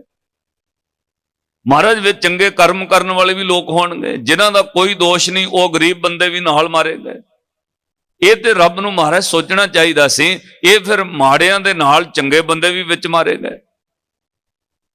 ਇਹ ਤੇ ਗਲਤ ਹੋਇਆ। ਬਾਬਰ ਨੇ ਬੰਦੇ ਲੱਭ ਕੇ ਥੋੜੀ ਮਾਰੇ ਨੇ, ਜਿਹੜਾ ਮਾੜਾ ਉਹਨੂੰ ਮਾਰਨਾ, ਮਹਾਰਾਜ ਉਹਨੇ ਚੰਗੇ ਵੀ ਨਾਲ ਵੱਢ ਦਿੱਤੇ। ਸ਼੍ਰੀ ਗੁਰੂ ਨਾਨਕ ਸਾਹਿਬ ਮਹਾਰਾਜ ਕਹਿਣਗੇ ਤੇ ਹੋਇਆ, ਪਰ ਮਰਦਾਨਿਆਂ ਇਹਦਾ ਜਵਾਬ ਤੈਨੂੰ ਸ਼ਾਮਾਂ ਤੱਕ ਦਵਾਂਗੇ। ਮਰਦਾਨੇ ਦਾ ਜਵਾਬ ਸ਼ਾਮਾਂ ਤੱਕ ਦਵਾਂਗੇ। ਇਹ ਤੇ ਹੋਇਆ ਕਿ ਮਾੜਿਆਂ ਨਾਲ ਚੰਗੇ ਮਾਰੇ ਗਏ ਨੇ, ਮਾੜਿਆਂ ਨਾਲ ਰਹਿਣ ਵਾਲੇ ਚੰਗੇ ਵਸਣ ਵਾਲੇ ਉਜੜ ਗਏ ਨੇ। ਇਹ ਤੇ ਹੋਇਆ, ਪਰ ਇਹਦਾ ਜਵਾਬ ਸ਼ਾਮਾਂ ਤੱਕ ਦਵਾਂਗੇ। ਭਾਈ ਮਰਦਾਨਾ ਚੁੱਪ ਕਰ ਗਏ। ਸਵੇਰ ਤੋਂ ਦੁਪਹਿਰ ਹੋ ਗਈ, ਗਰਮੀਆਂ ਦੇ ਦਿਨ ਸਨ। ਭੋਜਨ ਛਕ ਕੇ ਘੜੀ ਘੰਟਾ ਭਾਈ ਮਰਦਾਨਾ ਵੀ ਆਰਾਮ ਕਰ ਰਿਹਾ, ਸਤਿਗੁਰ ਸੱਚੇ ਪਾਤਸ਼ਾਹ ਜੀ ਵੀ ਵਿਚਰ ਰਹੇ ਨੇ। ਜਦੋਂ ਵੇਖਿਆ ਨਾ ਮਰਦਾਨਾ ਥੋੜੀ ਗੂੜੀ ਨੀਂਦ ਵਿੱਚ ਸੌਂ ਗਿਆ, ਉਦੋਂ ਸ੍ਰੀ ਗੁਰੂ ਨਾਨਕ ਸਾਹਿਬ ਮਹਾਰਾਜ ਨੇ ਭਾਈ ਲਾਲੋ ਨੂੰ ਕਿਹਾ, ਲਾਲੋ ਤੇਰੇ ਘਰ ਵਿੱਚ ਮਿੱਠਾ ਮਿਲ ਸਕਦਾ, ਕੋਈ ਗੁੜ ਸ਼ੱਕਰ? ਕਹਿੰਦੇ ਮਹਾਰਾਜ ਹੁਣੇ ਲਿਆਉਣਾ, ਸ਼ਾਇਦ ਖਾਣਾ ਹੋਣਾ। ਪਾਤਸ਼ਾਹ ਨੇ ਲਾਲੋ ਦੇ ਕੋਲੋਂ ਗੁੜ ਲੈ ਕੇ, ਇਤਿਹਾਸ ਕਹਿੰਦਾ ਥੋੜਾ ਜਿਹਾ ਭਾਈ ਮਰਦਾਨੇ ਦੇ ਪੈਰ ਉੱਤੇ ਲਾ ਦਿੱਤਾ, ਉਹ ਤੇ ਘੂਕ ਨੀਂਦ ਵਿੱਚ ਸੁੱਤੇ। 5-10 ਮਿੰਟਾਂ ਵਿੱਚ ਮਿੱਠੇ ਦੀ ਸੁਗੰਧ ਸੁੰਘ ਕੇ ਕੀੜੀਆਂ ਆ ਗਈਆਂ। 1 2 4 5 10 20 ਚਿੱਟੀਆਂ ਉਹ ਮਿੱਠੇ ਨੂੰ ਚਿੰਬੜ ਗਈਆਂ। ਹੁਣ ਮਿੱਠਾ ਖਾਂਦਿਆਂ ਖਾਂਦਿਆਂ ਕਿਸੇ ਇੱਕ ਕੀੜੀ ਨੇ ਭਾਈ ਮਰਦਾਨੇ ਦੇ ਪੈਰ ਉੱਤੇ ਕੱਟ ਲਿਆ, ਦੰਦੀ ਵੱਡੀ। ਨੀਂਦ ਵਿੱਚ ਸੁੱਤਾ ਇੱਕਦਮ ਜਾਗਿਆ, ਹੱਥ ਮਾਰਿਆ ਉਸ ਜਗ੍ਹਾ ਤੇ, ਕਿੰਨੀਆਂ ਕੀੜੀਆਂ ਮਾਰ ਦਿੱਤੀਆਂ। ਸਤਿਗੁਰੂ ਕੋਲ ਬੈਠੇ ਮੁਸਕਰਾ ਰਹੇ ਸਨ। ਕਹਿਣ ਲੱਗੇ ਮਰਦਾਨਿਆਂ ਕੀ ਹੋਇਆ? ਕਹਿੰਦੇ ਮਹਾਰਾਜ ਕੀੜੀ ਨੇ ਵੱਢ ਲਿਆ। ਤਾਂ ਸਤਿਗੁਰੂ ਮੁਸਕਰਾ ਕੇ ਕਹਿੰਦੇ ਮਰਦਾਨਿਆਂ ਤੇਰੇ ਪੈਰ ਉੱਤੇ ਇੱਕ ਕੀੜੀ ਨੇ ਦੰਦੀ ਵੱਢੀ ਹੈ, ਦੇਖ ਤੂੰ ਕਿੰਨੀਆਂ ਮਾਰ ਦਿੱਤੀਆਂ। ਇਹ ਕਿਉਂ? ਕਹਿੰਦੇ ਮਹਾਰਾਜ ਇਹ ਵੀ ਨਾਲ ਹੀ ਸੀ। ਪਾਤਸ਼ਾਹ ਨੇ ਕਿਹਾ ਇਹੋ ਕੁਝ ਹੋਇਆ, ਮਾੜਿਆਂ ਨਾਲ ਜਿਹੜੇ ਰਹਿੰਦੇ ਸਨ ਉਹ ਵੀ ਮਾਰੇ ਗਏ। ਸਤਿਗੁਰਾਂ ਬਾਣੀ ਅੰਦਰ ਬਚਨ ਕਿਹਾ, ਭਗਤ ਕਬੀਰ ਸਾਹਿਬ ਦਾ ਬਚਨ ਹੈ, ਆਪਾਂ ਕੋਈ ਵੀ ਬਚ ਨਹੀਂ ਸਕਦੇ, ਨਾ ਤੁਸੀਂ ਸੁਣਨ ਵਾਲੇ ਨਾ ਮੈਂ ਕਹਿਣ ਵਾਲਾ। ਕੋਈ ਬੰਦਾ ਕਹੇ ਮੈਂ ਕਿਹੜਾ ਮਾੜਾ ਕਰਮ ਕੀਤਾ ਹੈ, ਉਦਾਂ ਜੀ ਉਹ ਠੀਕ ਹੈ, ਸਾਡਾ ਮਿੱਤਰ ਹੈ, ਮੈਂ ਕਿਹੜਾ ਕੋਈ ਮਾੜਾ ਕਰਮ ਕਰਨਾ ਹੈ, ਉਦਾਂ ਉਹਦੇ ਨਾਲ ਜਾਣਾ, ਉਹ ਮੇਰਾ ਦੋਸਤ ਹੈ, ਮੈਂ ਕਿਹੜਾ ਸ਼ਰਾਬ ਪੀਣਾ, ਵੱਖਰੀ ਗੱਲ ਹੈ, ਉਹ ਮੇਰੇ ਨਾਲ ਰਹਿੰਦਾ ਹੈ, ਅਸੀਂ ਕਿਹੜਾ ਮਾੜਾ ਕਰਮ ਕਰਦੇ ਹਾਂ, ਉਦਾਂ ਉਹ ਮਾੜੇ ਬੰਦਿਆਂ ਦੀ ਸਾਡੀ ਪਾਰਟੀ ਹੈ। ਸਾਧ ਸੰਗਤ ਇਹ ਗੱਲ ਦਾ ਸੁਚੇਤ ਰਹੋ। ਸਾਹਿਬ ਨੇ ਬਾਣੀ ਅੰਦਰ ਬਚਨ ਕਿਹਾ, ਲੇਖਾ ਪਾਪੀਆਂ ਕੋਲੋਂ ਵੀ ਪੁੱਛਣਾ, ਰੱਬ ਨੇ ਤੇਤੋਂ ਵੀ ਪੁੱਛਣਾ, ਤੂੰ ਨਾਲ ਕਿਉਂ ਬੈਠਾ ਸੀ? ਤੂੰ ਕਰਮ ਕੀਤਾ ਨਹੀਂ, ਪਰ ਤੂੰ ਨਾਲ ਤੇ ਜਾਂਦਾ ਸੀ ਨਾ। ਤੂੰ ਕਰਮ ਕੀਤਾ ਨਹੀਂ, ਤੂੰ ਨਾਲ ਤੇ ਸੀ। ਇਸ ਗੱਲ ਦਾ ਲੇਖਾ ਪੁੱਛਿਆ ਜਾਣਾ। ਤਾਈਓ ਸਾਹਿਬ ਨੇ ਕਿਹਾ, ਕਬੀਰ ਚਾਵਲ ਕਾਰਣੇ, ਫॉर ਐਗਜ਼ਾਮਪਲ ਦੇ ਕੇ ਸਮਝਾਇਆ। ਭਾਈ ਸਾਹਮਣੇ ਹੈ ਤੁਹਾਡੇ। ਕਹਿੰਦੇ ਇੱਕ ਚਾਵਲ ਕੱਢਣਾ ਹੋਵੇ ਨਾ, ਰਾਈਸ, ਚੌਲ ਜਿਹੜਾ ਝੋਨੇ ਚੋਂ, ਕਹਿੰਦੇ ਉਖਲੀ ਚ ਕੁੱਟ ਕੇ ਪਹਿਲਾਂ ਉਹਨੂੰ ਕੱਢਿਆ ਜਾਂਦਾ। ਭਾਈ ਉਹਦੇ ਤਾਂ 2 ਟੋਟੇ ਵੱਧ ਤੋਂ ਵੱਧ ਸੈਲਰ ਵਿੱਚ ਹੋ ਜਾਣਗੇ, ਪਰ ਜਿਹੜਾ ਉੱਪਰ ਤੁੱਖ ਲੱਗਿਆ ਹੋਇਆ ਉਹਨੂੰ ਤਾਂ ਪੀਸ ਕੇ ਬਰਦਾ ਬਣਾ ਦਿੰਦੇ ਨੇ ਉਹ ਗ੍ਰਾਈਂਡਰ 'ਚ।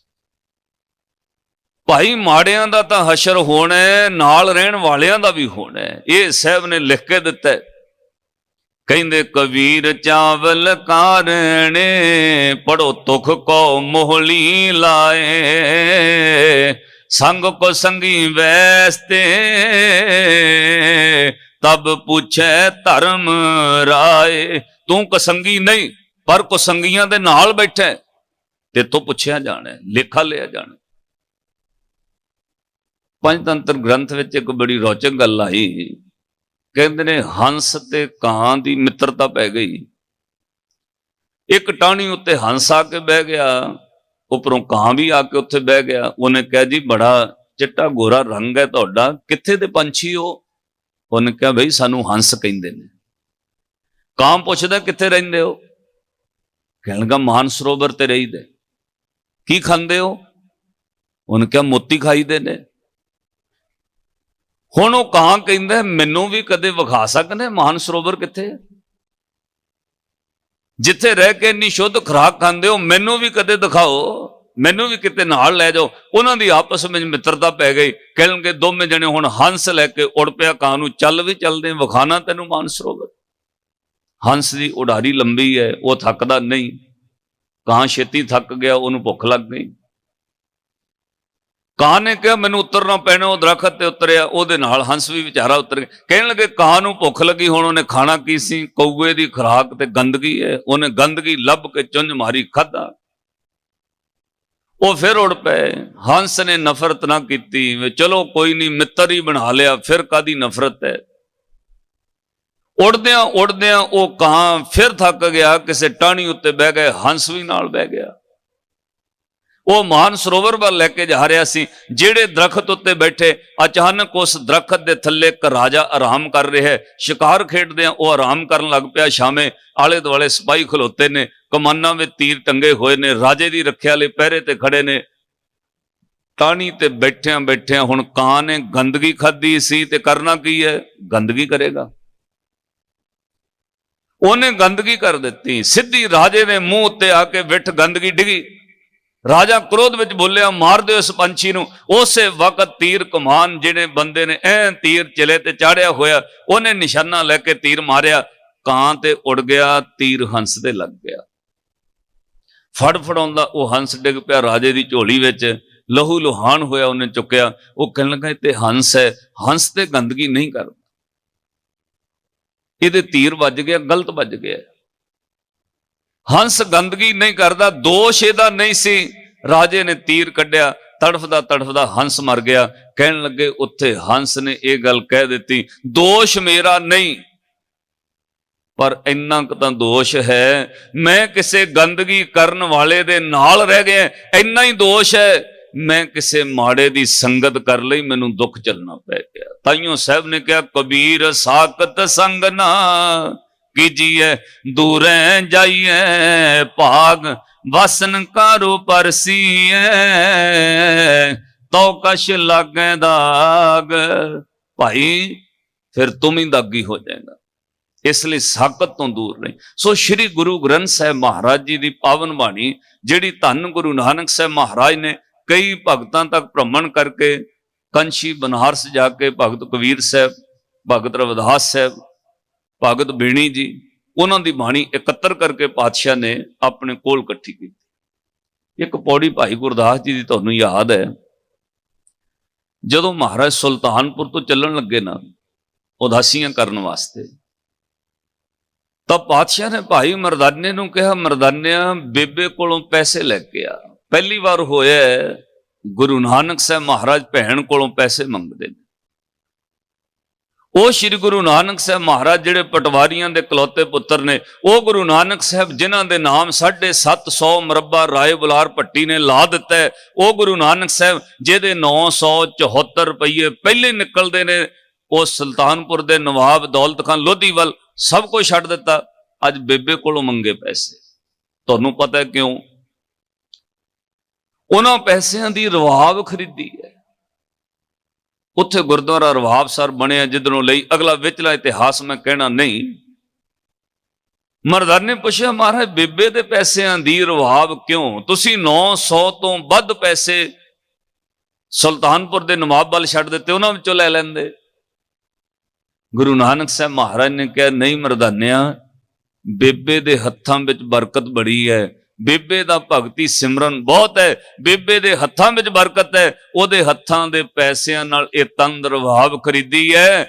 ਵੇਖੀ ਭਾਈ ਮਰਦਾਨਿਆ, ਜਿੰਨਾ ਸਬਰ ਮੇਰੇ ਬੇਬੇ ਦੇ ਮਨ ਵਿੱਚ ਹੈ, ਜਿੰਨਾ ਸਿਦਕ ਮੇਰੀ ਬੇਬੇ ਦੇ ਹਿਰਦੇ ਵਿੱਚ ਹੈ, ਜਦੋਂ ਉਹਦੇ ਪੈਸਿਆਂ ਦੀ ਰਵਾਬ ਕਦੇ ਵੱਜੇਗੀ, ਧੁਰ ਕੀ ਬਾਣੀ ਨਾਲ ਜੁੜੇਗੀ, ਇੱਥੇ ਬੇਸਬਰੇ ਹਿਰਦਿਆਂ ਨੂੰ ਸਬਰ ਆ ਜਾਇਆ ਕਰੇਗਾ।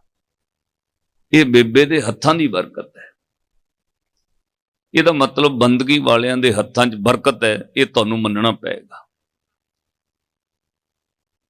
ਸਤਿਗੁਰੂ ਗੁਰੂ ਨਾਨਕ ਸਾਹਿਬ ਮਹਾਰਾਜ ਚੱਲਣ ਲੱਗੇ, ਰਵਾਬ ਕੋਲ ਲੈ ਲਈ, ਹੱਥ ਵਿੱਚ ਇੱਕ ਡੰਡਾ ਪਕੜ ਲਿਆ, ਤੇ ਉੱਥੇ ਭਾਈ ਗੁਰਦਾਸ ਜੀ ਨੇ ਲਿਖਿਆ, ਬੇਬੇ ਦਾ ਹੱਥ ਦਾ ਬੁਣਿਆ ਇੱਕ ਝੋਲਾ ਲਿਆ। ਉਹ ਝੋਲੇ ਵਿੱਚ ਗੁਰੂ ਨਾਨਕ ਸਾਹਿਬ ਮਹਾਰਾਜ ਨੇ ਕੁਝ ਕਾਗਜ਼ਾਂ ਦੀ ਪੋਥੀ, ਕਲਮ, ਦਵਾਤ ਤੇ ਸਿਆਹੀ ਪਾਈ। ਪਤਾ ਕਿਉਂ?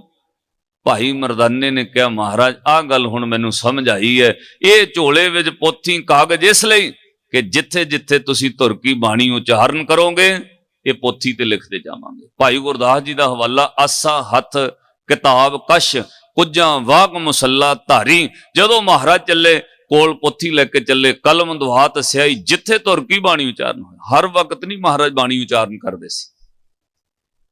ਜਦੋਂ ਉਸ ਕਰਤੇ ਪੁਰਖ ਨਾਲ ਇਕਮਿਕ ਹੋ ਜਾਣਾ, ਫਿਰ ਉਹਦੇ ਘਰ ਦਾ ਪੈਗਾਮ ਜੋ ਹੋਣਾ ਉਹ ਬੋਲਣਾ, ਉਹ ਬਾਣੀ ਵਿੱਚ ਲਿਖਿਆ ਜਾਣਾ, ਉਹ ਪੋਥੀ ਤੇ ਉਤਾਰਾ ਹੋਣਾ। ਹਰ ਵਕਤ ਹਰ ਗੱਲ ਧੁਰ ਕੀ ਬਾਣੀ ਨਹੀਂ ਸੀ। ਸ਼੍ਰੀ ਗੁਰੂ ਨਾਨਕ ਸਾਹਿਬ ਮਹਾਰਾਜ ਬਾਣੀ ਉਚਾਰਨ ਕਰਦੇ ਗਏ। ਉਹ ਸ਼ਬਦ ਭਾਈ ਮਰਦਾਨੇ ਤੋਂ ਬਾਅਦ ਵਿੱਚ ਲਿਖਵਾ ਦੇਣੇ, ਫਿਰ ਭਗਤਾਂ ਦੀ ਬਾਣੀ ਲਿਖਤ ਪੋਥੀਆਂ ਲਈਆਂ। ਸ਼੍ਰੀ ਗੁਰੂ ਨਾਨਕ ਸਾਹਿਬ ਮਹਾਰਾਜ ਨੇ ਉਹੀਓ ਪੋਥੀਆਂ ਜਦੋਂ ਭਾਈ ਲੈਣਾ ਧੰਨ ਗੁਰੂ ਅੰਗਦ ਦੇ ਮਹਾਰਾਜ ਜੀ ਨੂੰ ਗੁਰਤਾ ਗੱਦੀ ਬਖਸ਼ੀ, ਨਾਲ ਸਾਧ ਸੰਗਤ ਗੁਰੂ ਨਾਨਕ ਸਾਹਿਬ ਮਹਾਰਾਜ ਨੇ ਕਰਤਾਰਪੁਰ ਸਾਹਿਬ ਦੀ ਧਰਤੀ ਤੇ ਪੋਥੀਆਂ ਵੀ ਨਾਲ ਦਿੱਤੀਆਂ।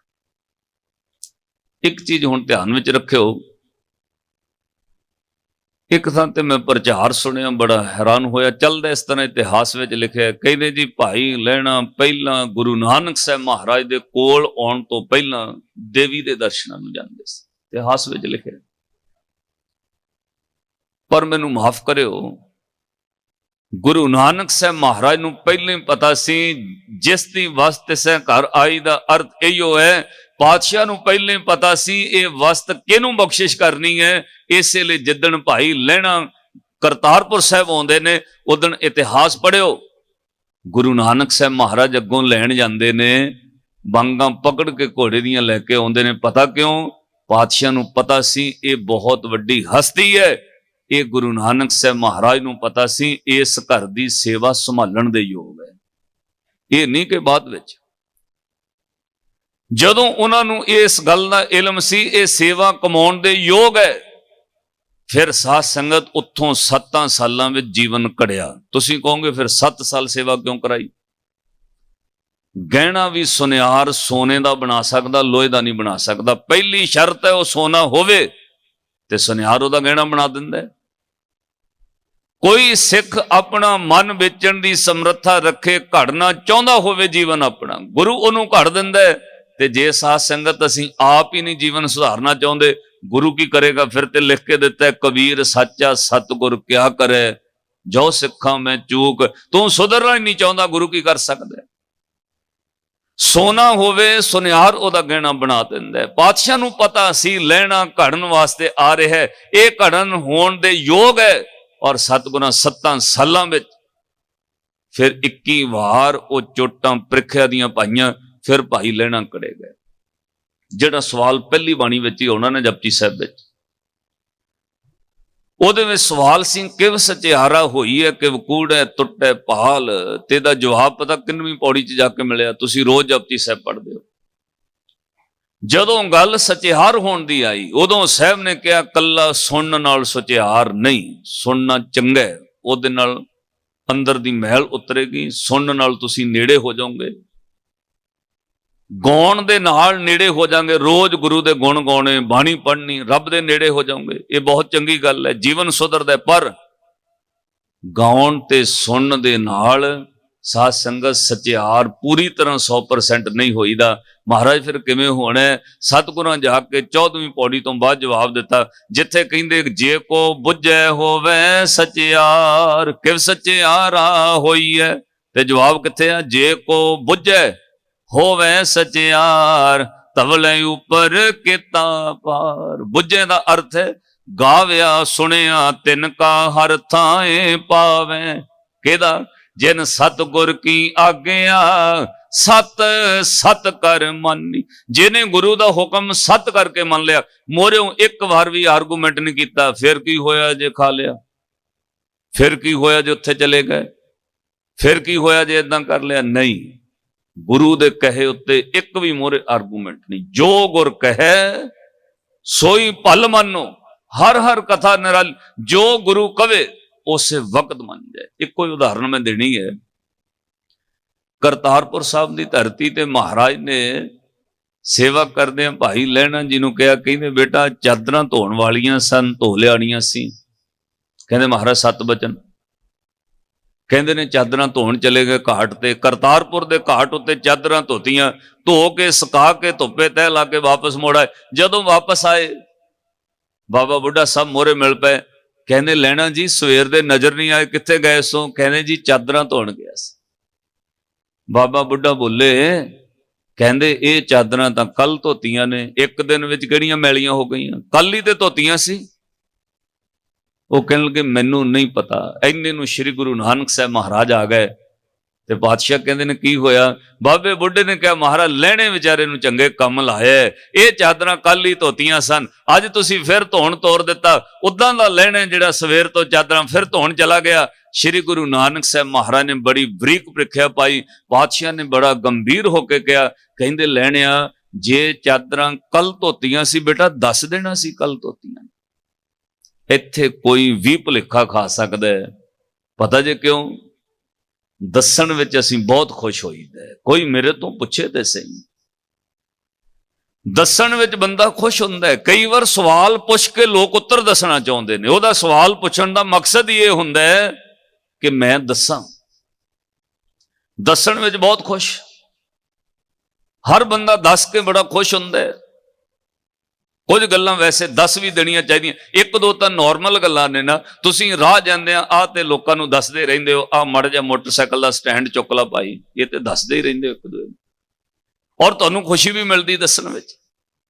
ਪਰ ਧਾਰਮਿਕ ਦੁਨੀਆ ਵਿੱਚ ਵੀ ਬੰਦਾ ਚਾਹੁੰਦਾ ਹੈ ਮੇਰੇ ਤੋਂ ਕੋਈ ਪੁੱਛੇ, ਮੈਂ ਉਹਨੂੰ ਦੱਸਾਂ। ਜਦੋਂ ਗੁਰੂ ਨਾਨਕ ਸਾਹਿਬ ਮਹਾਰਾਜ ਨੇ ਇੰਨਾ ਬਰੀਕ ਪੇਪਰ ਕਰ ਦਿੱਤਾ, ਕਹਿਣ ਕੇ ਲੈਣਿਆ ਜੇ ਚਾਦਰਾਂ ਧੋਤੀਆਂ ਸੀ ਬੇਟਾ ਦੱਸ ਦੇਣਾ ਸੀ ਧੋਤੀਆਂ ਨੇ। ਇੱਥੇ ਹੁਣ ਪੱਕਾ ਹੀ ਕੋਈ ਫੇਲ ਹੋ ਸਕਦਾ ਹੈ, ਪਤਾ ਕਿਉਂ? ਜੇ ਗੁਰੂ ਨੂੰ ਦੱਸਣ ਲੱਗ ਪਏ ਮਹਾਰਾਜ ਕੱਲ ਧੋਤੀਆਂ ਨੇ, ਇਹਦਾ ਮਤਲਬ ਤੁਸੀਂ ਫੇਲ ਹੋ ਗਏ। ਤੈਨੂੰ ਇਹ ਗੱਲ ਭੁੱਲ ਗਈ ਕਿ ਘਟ ਘਟ ਕੇ ਅੰਤਰ ਕੀ ਜਾਣਤ, ਭਲੇ ਬੁਰੇ ਕੀ ਪੀਰ। ਉਹਨੂੰ ਤਾਂ ਸਭ ਪਤਾ ਹੈ, ਉਹਨੂੰ ਕੀ ਦੱਸਣਾ ਹੈ? ਤੈਨੂੰ ਭੁਲੇਖਾ ਪੈ ਗਿਆ ਕਿ ਗੁਰੂ ਅੰਤਰਜਾਮੀ ਹੈ, ਇਹ ਤੈਨੂੰ ਭੁੱਲ ਗਿਆ, ਤੂੰ ਦੱਸਣ ਲੱਗ ਪਿਆ ਮਹਾਰਾਜ ਕੱਲ ਧੋਤੀਆਂ ਨੇ। ਪਰ ਭਾਈ ਲੈਣਾ ਧੰਨ ਗੁਰੂ ਅੰਗਦ ਸਾਹਿਬ ਮਹਾਰਾਜ 100% ਪਾਸ ਹੋ ਗਏ। ਜਦੋਂ ਪਾਤਸ਼ਾਹ ਨੇ ਕਿਹਾ ਲੈਣਿਆ ਦੱਸ ਦੇਣਾ ਸੀ ਚਾਦਰਾਂ ਧੋਤੀਆਂ ਨੇ, ਅੱਗੋਂ ਬੋਲੇ ਨਹੀਂ, ਹੱਥ ਜੋੜ ਕੇ ਸਿਰ ਝੁਕਾ ਕੇ ਖਲੋ ਗਏ। ਪਾਤਸ਼ਾਹ ਨੇ ਕਿਹਾ ਲੈਣਾ ਬੋਲਦਾ ਨਹੀਂ, ਬੋਲ।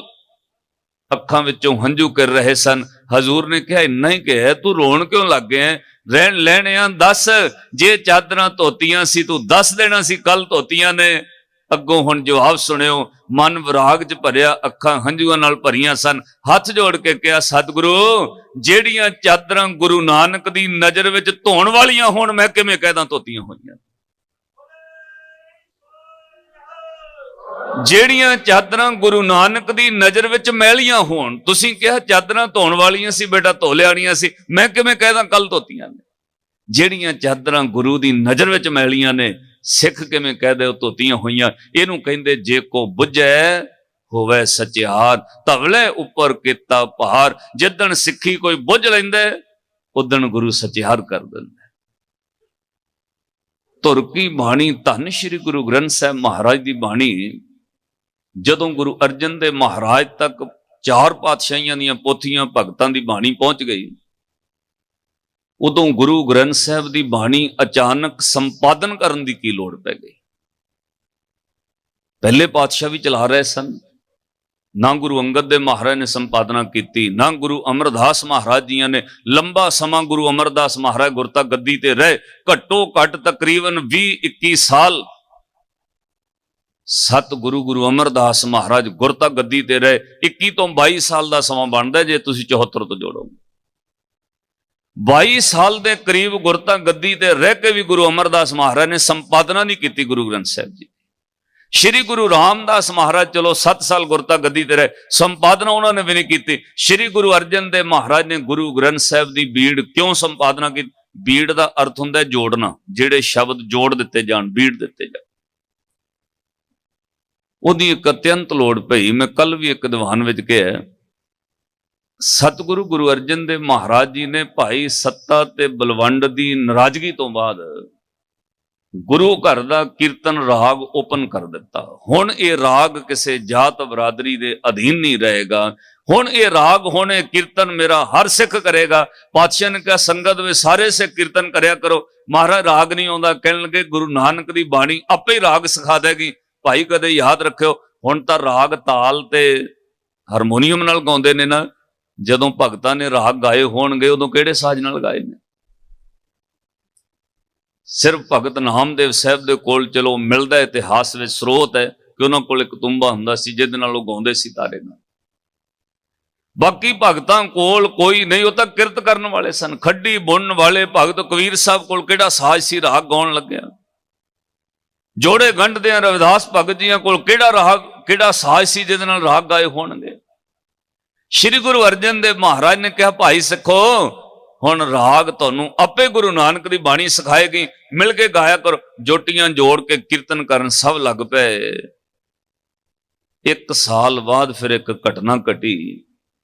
ਸ਼੍ਰੀ ਗੁਰੂ ਅਰਜਨ ਦੇਵ ਮਹਾਰਾਜ ਦੇ ਸਜੇ ਦਰਬਾਰ ਵਿੱਚ ਕਾਬਲ ਤੋਂ ਆਈ ਸੰਗਤ ਵਿੱਚੋਂ ਇੱਕ ਸਿੱਖ ਨੇ ਕਿਹਾ ਮੈਂ ਵੀ ਸ਼ਬਦ ਪੜ੍ਹਨਾ। ਉਹ ਭਾਈ ਗੁਰਦਾਸ ਸਾਹਿਬ ਨੂੰ ਲਿਖਾ ਦਿੰਦੇ ਸਨ।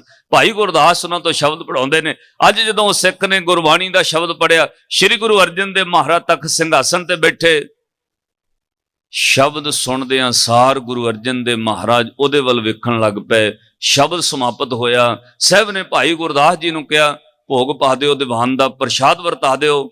ਮਹਾਰਾਜ ਦੇ ਤੇ ਵਕਤ ਥੋੜਾ ਹੋਇਆ, ਕਹਿਣ ਲੱਗੇ ਨਹੀਂ, ਸਾਰੀ ਸੰਗਤ ਨੂੰ ਲੰਗਰ ਵਿੱਚ ਭੇਜ ਦਿਓ। ਮਹਾਰਾਜ ਸਤ ਵਚਨ, ਅੱਜ ਸਮੇਂ ਤੋਂ ਪਹਿਲਾਂ ਭੋਗ ਪਾ ਦਿੱਤਾ, ਅੱਜ ਸਮੇਂ ਤੋਂ ਪਹਿਲਾਂ ਸੰਗਤ ਭੇਜ ਦਿੱਤੀ। ਜਦੋਂ ਸਾਰੀ ਸੰਗਤ ਚਲੀ ਗਈ, ਪਾਤਸ਼ਾਹ ਨੇ ਬਾਬਾ ਬੁੱਢਾ, ਭਾਈ ਗੁਰਦਾਸ, ਭਾਈ ਜੇਠਾ, ਭਾਈ ਪੁਰਾਣਾ ਸਿੱਖ ਸੱਦ ਲੈ, ਕੋਲ ਸੱਦ ਕੇ ਕਿਹਾ ਇੱਕ ਗੰਭੀਰ ਮਸਲੇ ਤੇ ਗੱਲ ਕਰਨੀ। ਇੱਕ ਨੁਕਤਾ ਕੌਮ ਭੁੱਲਦੀ ਜਾ ਰਹੀ ਹੈ। ਮੈਂ ਕਈਆਂ ਥਾਵਾਂ ਤੇ ਬੇਨਤੀ ਕੀਤੀ, ਉਹ ਕਦੇ ਨਾ ਭੁੱਲਿਓ, ਗੁਰੂ ਨੇ ਪੰਜ ਪ੍ਰਥਾ ਤੋਰੀ ਹੈ। ਕਿਸੇ ਵੀ ਗੱਲ ਦੀ ਸਲਾਹ ਕਰਨੀ 5 ਸਿੱਖ ਇਕੱਠੇ ਹੋ ਕੇ ਕਰਿਓ। ਕੱਲੇ ਸਿੱਖ ਨੂੰ ਕੋਈ ਪ੍ਰਵਾਨਗੀ ਨਹੀਂ। ਕੱਲੇ ਦਾ ਕੀਤਾ ਫੈਸਲਾ ਅਧੂਰਾ ਹੋ ਸਕਦਾ ਹੈ, ਬਹੁ ਗਿਣਤੀ ਦਾ ਫੈਸਲਾ ਕੀਤਾ ਕੁਰਾਹੇ ਪਾ ਸਕਦਾ ਹੈ। ਮੈਨੂੰ ਮਾਫ ਕਰਿਓ। ਜਿਹੜਾ ਆ ਪ੍ਰਥਾ ਚੱਲ ਪਈ ਨਾ, ਐਵੇਂ ਲੋਕਾਂ ਦੀਆਂ ਵੋਟਾਂ ਲੈਣ ਵਾਸਤੇ, ਲਓ ਜੀ ਜੋ ਸੰਗਤ ਫੈਸਲਾ ਕਰੇਗੀ ਉਹ ਮੰਨਿਆ ਜਾਏਗਾ।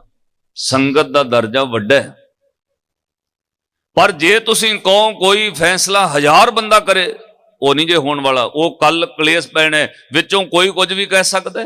ਸੰਗਤ ਵਿੱਚੋਂ 5 ਸਿੱਖ ਚੁਣ ਲੈਣੇ ਚਾਹੀਦੇ ਨੇ। ਇਹ ਪ੍ਰਥਾ ਹੈ ਪੰਥ ਦੀ। 5 ਜਣੇ ਬਹਿ ਕੇ ਇਮਾਨਦਾਰੀ ਨਾਲ ਫੈਸਲਾ ਕਰਨ, ਫੈਸਲਾ ਹੋ ਜਾਂਦਾ। ਜਦੋਂ ਹਜ਼ਾਰਾਂ ਦੇ ਹਵਾਲੇ ਕਰੋਗੇ ਨਹੀਂ ਹੋਏਗਾ। ਆ ਤੁਹਾਡੇ ਸਾਹਮਣੇ ਜੋ ਹੋ ਰਿਹਾ ਹੈ ਉਹਨੂੰ ਮੈਂ ਵਿਆਖਿਆ ਨਹੀਂ ਕਰਾਂਗਾ। ਇਹ ਬਹੁ ਗਿਣਤੀ ਦੇ ਰੌਲੇ ਕਰਕੇ ਹੋਇਆ ਹੈ ਜਾਂ ਫਿਰ ਕੱਲੇ ਦੇ ਫੈਸਲੇ ਕਰਕੇ ਹੋਇਆ। ਜਦੋਂ ਕਿਸੇ ਕੱਲੇ ਨੇ ਕਹਿ ਦਿੱਤਾ ਐਦਾਂ ਹੋਣਾ ਤਾਂ ਪੰਥ ਵਿੱਚ ਰੌਲਾ ਪੈ ਰਿਹਾ, ਜਾਂ ਫਿਰ ਬਹੁ ਗਿਣਤੀ ਕਰਕੇ। ਇਸ ਲਈ ਕੱਲੇ ਦਾ ਫੈਸਲਾ ਪ੍ਰਵਾਨ ਨਹੀਂ ਕਿ ਕੋਈ ਬੰਦਾ ਕੱਲਾ ਹੀ ਪਰਚੀ ਭੇਜੇ, ਜੋ ਆ ਗਿਆ ਉਹ ਹੋਣਾ ਨਹੀਂ। ਸ਼੍ਰੀ ਗੁਰੂ ਅਰਜਨ ਦੇਵ ਮਹਾਰਾਜ ਸਮਰੱਥ ਗੁਰੂ ਨੇ, ਤਾਂ ਵੀ 5 ਸਿੱਖ ਸੱਦੇ ਨੇ। ਇਹਦਾ ਹਵਾਲਾ ਇੱਕ ਤੁਹਾਨੂੰ ਹੋਰ ਮਿਲ ਜਾਏਗਾ। ਸ਼ਬਦ ਆਏਗਾ ਸੁਲਹੀ ਤੇ ਨਾਰਾਇਣ ਰਾਖ, ਉਹ ਤੋਂ ਪਹਿਲਾਂ ਸ਼ਬਦ ਆਉਂਦਾ ਪ੍ਰਥਮੇ ਮਤਾ ਕੇ ਪੱਤਰੀ ਚਲਾਵੋ, ਦੁਤੀਆ ਮਤਾ ਦੋਇ ਮਨੋਕਵਨ ਚਾਵੋ। ਉੱਥੇ ਗੁਰੂ ਨੇ ਮਤਾ ਪਕਾਇਆ ਸਿੱਖ ਸੱਦ ਕੇ। ਗੁਰੂ ਤਾਂ ਸਮਰੱਥ ਹੈ। ਅੱਜ ਪਾਤਸ਼ਾਹ ਨੇ ਸਿੱਖ ਸੱਦ ਕੇ ਕਿਹਾ ਭਾਈ ਗੁਰਦਾਸ ਜੀ ਦੀਵਾਨ ਪਤਾ ਕਿਉਂ ਰੋਕਿਆ? ਮਹਾਰਾਜ ਕਿਉਂ? ਕਹਿਣ ਲੱਗੇ ਉਹ ਸਿੱਖ ਨੂੰ ਬੁਲਾਓ ਜਿਹਨੇ ਸ਼ਬਦ ਪੜਿਆ। ਲੰਗਰ ਵਿੱਚੋਂ ਉਹਨੂੰ ਲੱਭ ਕੇ ਲਿਆਂਦਾ। ਪਾਤਸ਼ਾਹ ਨੇ ਸੰਗਤ ਵਿੱਚ ਰੌਲਾ ਨਹੀਂ ਪਾਇਆ। ਇੱਥੇ ਤਾਂ ਮਾੜੀ ਜਿਹੀ ਗੱਲ ਹੋ ਜਾਏ ਸੰਗਤ ਵਿੱਚ ਰੌਲਾ ਪੈ ਜਾਂਦਾ। ਸੰਗਤ ਨੂੰ ਛੱਡੋ, ਆ ਕਲੇਸ਼ ਬੁੱਕ ਉੱਤੇ ਤਾਂ ਜਦੇ ਹੀ ਪੈ ਜਾਂਦਾ ਨਾ। ਇਹਦਾ ਤਾਂ ਨਾਮ ਹੀ ਕਲੇਸ਼ ਬੁੱਕ ਹੈ। ਜਿਹਦਾ ਨਹੀਂ ਵੀ ਕਲੇਸ਼ ਪੈਣਾ ਹੁਣੇ ਪੈ ਜਾਣਾ। ਤੁਸੀਂ ਪਾ ਕੇ ਵੇਖੋ ਨੈਟ ਉੱਤੇ, ਇੰਨਾ ਹੀ ਪਾ ਦਿਓ ਵਿਆਹ ਭਾਈ ਸਾਹਿਬ ਕਹਿੰਦੇ ਵੇ ਜੀ ਸੰਗਤ ਦਾ ਫੈਸਲਾ ਨਹੀਂ ਕਦੇ ਸਹੀ ਲੈ। ਇੰਨੀ ਗੱਲ ਤੋਂ ਕਲੇਸ਼ ਪੈਣਾ। ਵਿਚਲੀ ਗੱਲ ਕੋਈ ਸਮਝੇ ਭਾਵੇਂ ਨਾ ਸਮਝੇ। ਇਸ ਲਈ ਇਹਦਾ ਨਾਮ ਹੀ ਕਲੇਸ਼ ਬੁੱਕ ਹੈ। ਇਹ ਤੋਂ ਜਿੰਨਾ ਦੂਰ ਰਹੋਗੇ ਚੰਗੇ ਰਹੋਗੇ। ਸ਼੍ਰੀ ਗੁਰੂ ਅਰਜਨ ਦੇਵ ਮਹਾਰਾਜ ਨੇ ਕਿਹਾ ਦੀਵਾਨ ਕਿਉਂ ਰੋਕਿਆ? ਭਾਈ ਗੁਰਦਾਸ ਜੀ ਜਾਓ ਸਿੱਖ ਨੂੰ ਸੱਦ ਕੇ ਲਿਆਓ। ਸੰਗਤ ਵਿੱਚ ਨਹੀਂ ਕਿਹਾ, ਕੱਲੇ ਨੂੰ ਸੱਦ ਲਿਆਂਦਾ। ਜਦੋਂ ਸੱਦ ਕੇ ਲਿਆਂਦਾ, ਹਜ਼ੂਰ ਨੇ ਬਿਠਾ ਕੇ ਪਿਆਰ ਨਾਲ ਕਿਹਾ ਬੇਟਾ ਜਿਹੜਾ ਤੁਸੀਂ ਸ਼ਬਦ ਪੜ੍ਹਿਆ ਕਿੱਥੋਂ ਸਿੱਖਿਆ? ਉਹਨੇ ਕਿਹਾ ਮਹਾਰਾਜ ਸਾਡੇ ਕਾਬਲ ਦੇ ਨਗਰ ਧਰਮਸ਼ਾਲ ਦੇ ਅੰਦਰ ਮਹਾਰਾਜ ਜੀ ਰੋਜ਼ ਸ਼ਬਦ ਪੜ੍ਹੀਦੇ, ਸਿੱਖਾਂ ਕੋਲੋਂ ਸਿੱਖਿਆ। ਸ਼੍ਰੀ ਗੁਰੂ ਅਰਜਨ ਦੇਵ ਮਹਾਰਾਜ ਬੋਲੇ ਅੱਜ ਤੋਂ ਬਾਅਦ ਇਹ ਸ਼ਬਦ ਨਹੀਂ ਪੜ੍ਹਨਾ ਬੇਟਾ। ਇਹ ਸ਼ਬਦ ਧੁਰ ਕੀ ਬਾਣੀ ਦਾ ਨਹੀਂ, ये किसी ने मिलावट की है। ये शब्द गुरु नानक साहब का नाम ला के मिलावट हो गई है। ये शब्द नहीं पढ़ना। उस वक्त हुक्म जारी किया, चिट्ठियां घल्लो, जिथे जिथे धर्मशाला विच पोथियां गुटके ने वापस मंगाओ। उन्हां पोथियां विच मिलावट कर दी। किने? बाबे पृथी चंद दे पुत्र बाबे मेहरबान, पुत्र मेहरबान पृथी का करे कविश्री। उन्हें तुकां जोड़ जोड़ के एक दो चार तुकां मैं एक दिन सुनाइयां भी, तुहाडे मूँह ते चढ़ियां ने। लोग कहते रहंदे नाम खुमारी नानका चढ़ी रहे दिन रात। ये तुरकी बाणी का शब्द नहीं है, ऐदां ही जोड़िया। एक पंक्ति पहला असीं भी भुलेखे विच रहे, जदों पाठ सिखना शुरू किया ते पहले पाठी है पढ़ते, जदों लंगर छकना उन्हां कहना, आ भी अरदास विच कहना, सखी दे संतोखी खाए कहो नानक दर्दी दर समाए। ये तुरकी बाणी का शब्द ही नहीं है, ये तो बाणी विच है ही नहीं किते। तुहानूं सुन के ऐ लगेगा बाणी की पंक्ति। जदों गुरु अर्जन देव महाराज ने कहा मिलावट हो गई है, तत् छिन सारे काम छड़ दिते गए। चिट्ठियां भेज के पोथियां वापस मंगाइया, बाणी विचों मिलावट दे अखर कढ़ के वो पोथियां दा संस्कार कर दिता गया। परत के श्री गुरु अर्जन देव महाराज ने संपादना शुरू की, राग वध। फिर गुरु ग्रंथ साहब की बाणी एक एक शब्द जोड़ नाल लिखिया। तुसीं पढ़ोगे आसा काफी महला चौथा अष्टपदियां 16 ही होणगियां, 17 नहीं होणगियां। अखीर ते जाके टोटल दिता है। फिर उथे लिखिया होएगा 8 का अर्थ है अष्टपदी, नाल 16, फिर कौमा बंद। इत्थे 16 अष्टपदियां हो गई, नाल एक अखर होर लिखिया होना 300 200 400। की लिखिया? ओदा भाव है इत्थों तक आसा राग दे 400 शब्द हो गए, तां जो विच कोई अखर दी मिलावट ना कर सके। श्री गुरु अर्जन देव महाराज ने श्री गुरु ग्रंथ साहब महाराज की पावन बीड़ फिर रागबद्ध की, संपादना की, बाणी अखर एक एक राग नाल जोड़िया। और हुण सब तो कमाल की गल यह कह के मैं समाप्ति करनी, अगला प्रसंग इत्थों कल शुरू करांगे। जदों गुरु ग्रंथ साहब जी की संपादना हुई, गुरु ग्रंथ साहब की आरंभता किसी राग तो नहीं हुई। गुरु ग्रंथ साहब महाराज की आरंभता विच कोई राग नहीं है। गुरु ग्रंथ साहब महाराज की आरंभता विच कोई महला नहीं है कि महला पहला दूजा तीजा चौथा, कुछ नहीं है।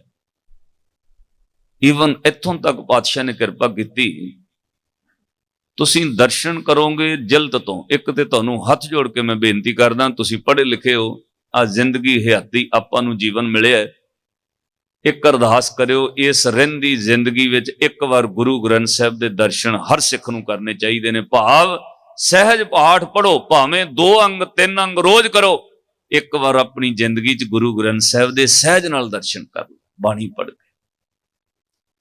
जदों आरंभ जिल्द तो दर्शन करोगे, उत्थे लिखिया होएगा आद साहिब श्री गुरु ग्रंथ साहिब जी, ते थल्ले लिखिया ए बीड़ दमदमी बीड़ नाल मिला के लिखी गई है।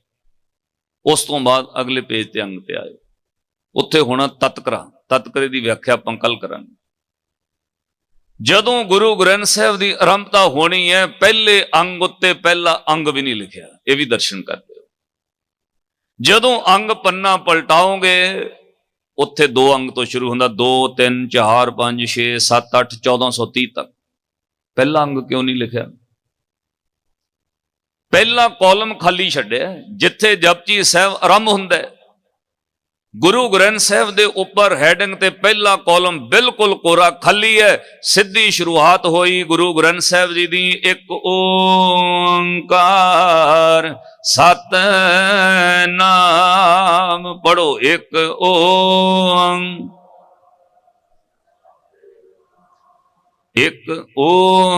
ओंकार सतनाम,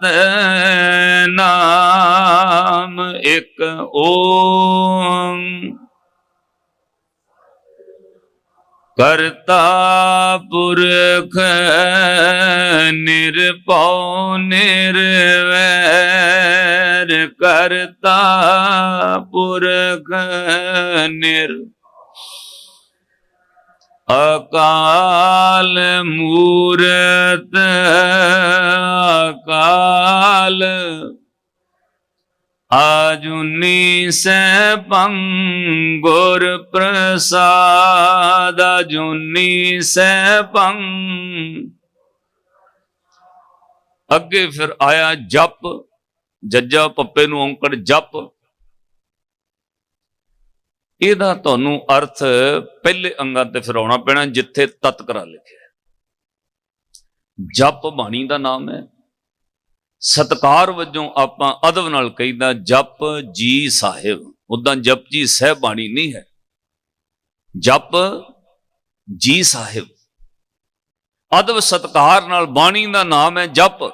ਤੇ ਜਦੋਂ ਤਤਕਰੇ ਵਿੱਚ ਜਾਓਗੇ ਉੱਥੇ ਲਿਖਿਆ ਹੋਇਆ ਜਪ ਨਿਸ਼ਾਨ, 1 ਅੰਗ ਤੋਂ ਲੈ ਕੇ 8 ਅੰਗ ਤੱਕ।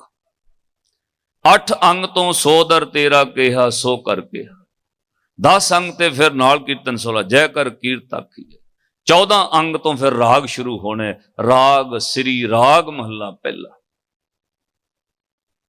ਆਪਾਂ ਪ੍ਰਾਰੰਭ ਤੋਂ ਫਿਰ ਕੱਲ ਨੂੰ ਸ਼ੁਰੂ ਕਰਾਂਗੇ।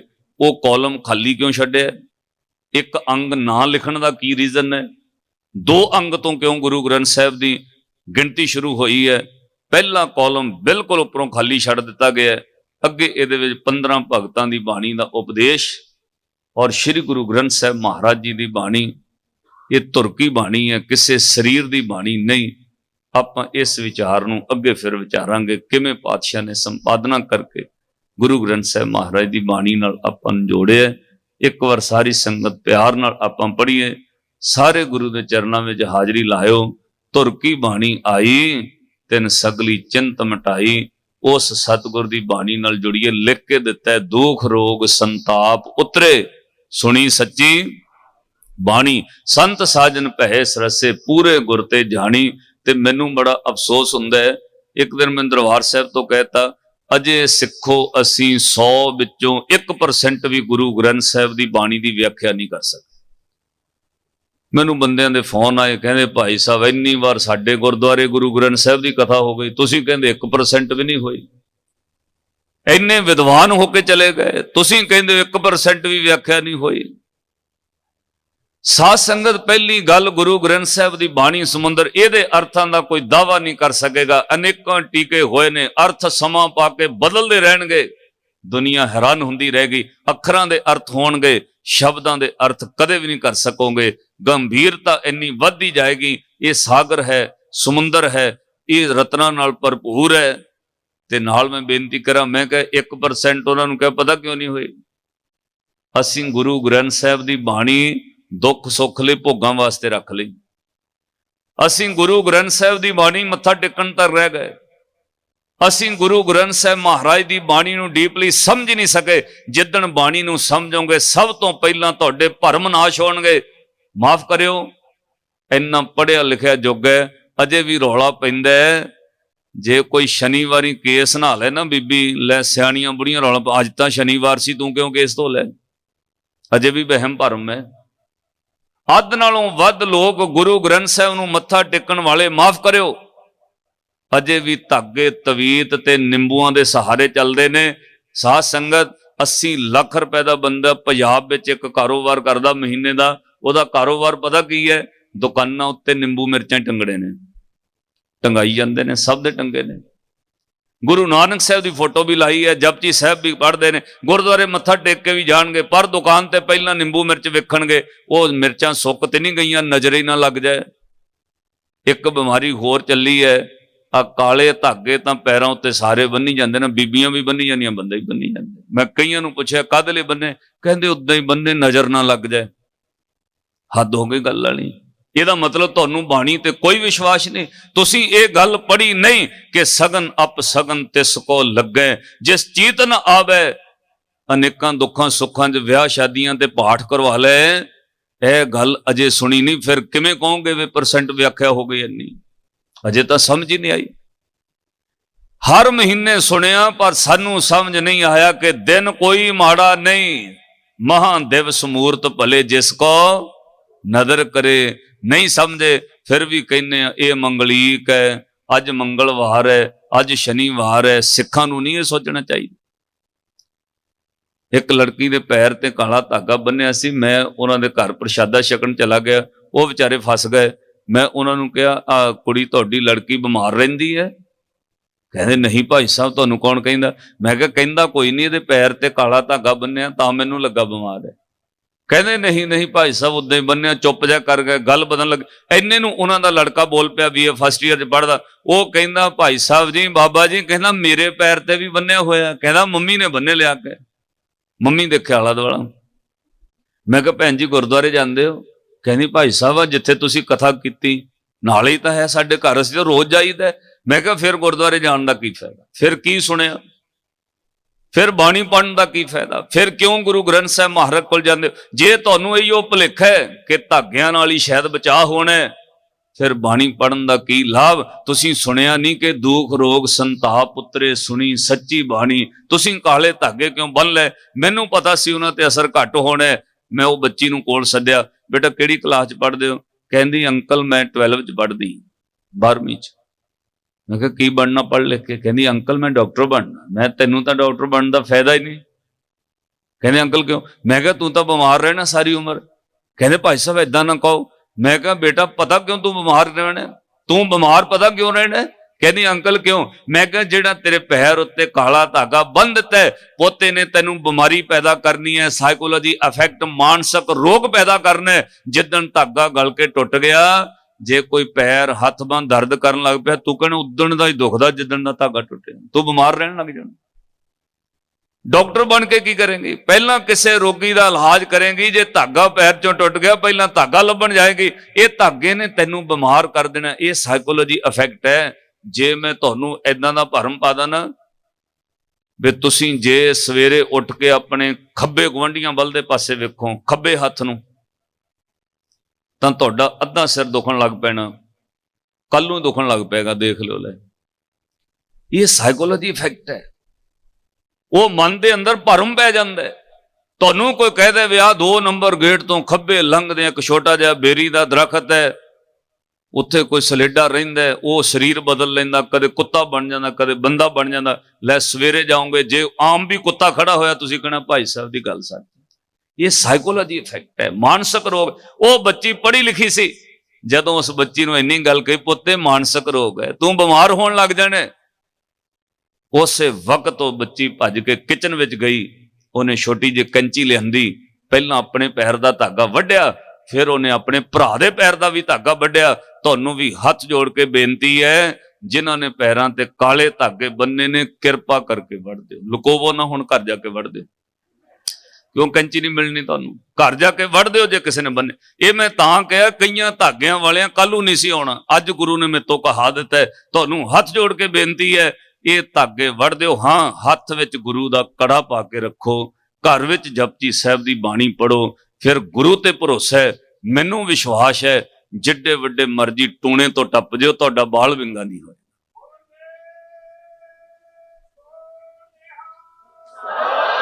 ਕਿਉਂਕਿ ਸਾਧ ਸੰਗਤ ਬਾਣੀ ਤੁਹਾਡੇ ਨਾਲ ਰਹਿਣ ਲੱਗ ਪੈਂਦੀ ਹੈ। ਗੁਰੂ ਗ੍ਰੰਥ ਸਾਹਿਬ ਦੀ ਬਾਣੀ ਤੁਹਾਡੀ ਹਿਫਾਜ਼ਤ ਕਰਦੀ ਹੈ। ਇਹ ਚੌਗਿਰਦ ਹਮਾਰੇ ਰਾਮ ਕਾਰ, ਪੜੋ ਦੁੱਖ ਲੱਗੇ ਨਾ। ਇਹਨੇ ਤੁਹਾਨੂੰ ਦੁੱਖ ਲੱਗਣ ਨਹੀਂ ਦੇਣਾ, ਇਹਨੇ 4 ਚੁਫੇਰੇ ਨਾਲ ਰਹਿਣਾ। ਆਓ ਸਾਧ ਸੰਗਤ ਉਸ ਗੁਰੂ ਦੇ ਚਰਨਾਂ ਆ ਪੰਕਤੀ ਪੜ੍ਹ ਕੇ ਆਪਾਂ ਹਾਜ਼ਰੀ ਲਾ ਲਈਏ। ਫਿਰ ਅਗਲਾ ਪ੍ਰੋਗਰਾਮ ਕੱਲ ਫਿਰ ਸਰਵਣ ਕਰਾਂਗੇ। ਸਾਰੇ ਮਿਲ ਕੇ ਪਿਆਰ ਨਾਲ ਕਹੋ, ਗੁਰੂ ਦੇ ਚਰਨਾਂ ਵਿੱਚ ਸਭਨਾ ਜੀਆਂ ਕਾ ਇੱਕ ਦਾਤਾ ਸੋ ਮੈਂ। ਤੇ ਮੰਗਣਾ ਕੀ ਹੈ? ਗੁਰਾ, ਹੇ ਸਤਿਗੁਰੂ ਇੱਕ ਦੇ ਬੁਝਾਈ, ਮੈਨੂੰ ਇੱਕ ਅਕਲ ਦੇ ਕੇ ਤੋਰੋ ਆਪਣੇ ਚਰਨਾਂ ਚੋਂ, ਕਿ ਤੁਹਾਡਾ ਨਾਮ ਕਦੇ ਨਾ ਭੁੱਲੇ, ਤੁਹਾਡੇ ਤੇ ਵਿਸ਼ਵਾਸ ਭਰੋਸਾ ਬਣੇ। ਸਾਰੇ ਮਿਲ ਕੇ ਕਹੋ, ਸੋ ਮੈਂ ਵਿਸਰ ਨਾ ਜਾਈ ਸਭਨਾ ਜੀਆਂ ਕਾ ਇੱਕ ਦਾਤਾ।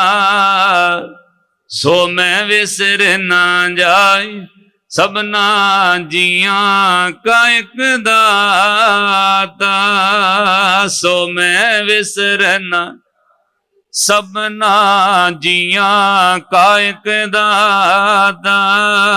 ਸੋ ਮੈਂ ਵਿਸਰ ਨਾ ਸਭਨਾ ਜੀਆਂ, ਸਭਨਾ ਜੀਆਂ ਕਾ ਇੱਕ ਦਾਤਾ। ਸਭਨਾ ਜੀਆਂ ਕਾ ਇੱਕ ਦਾਤਾ।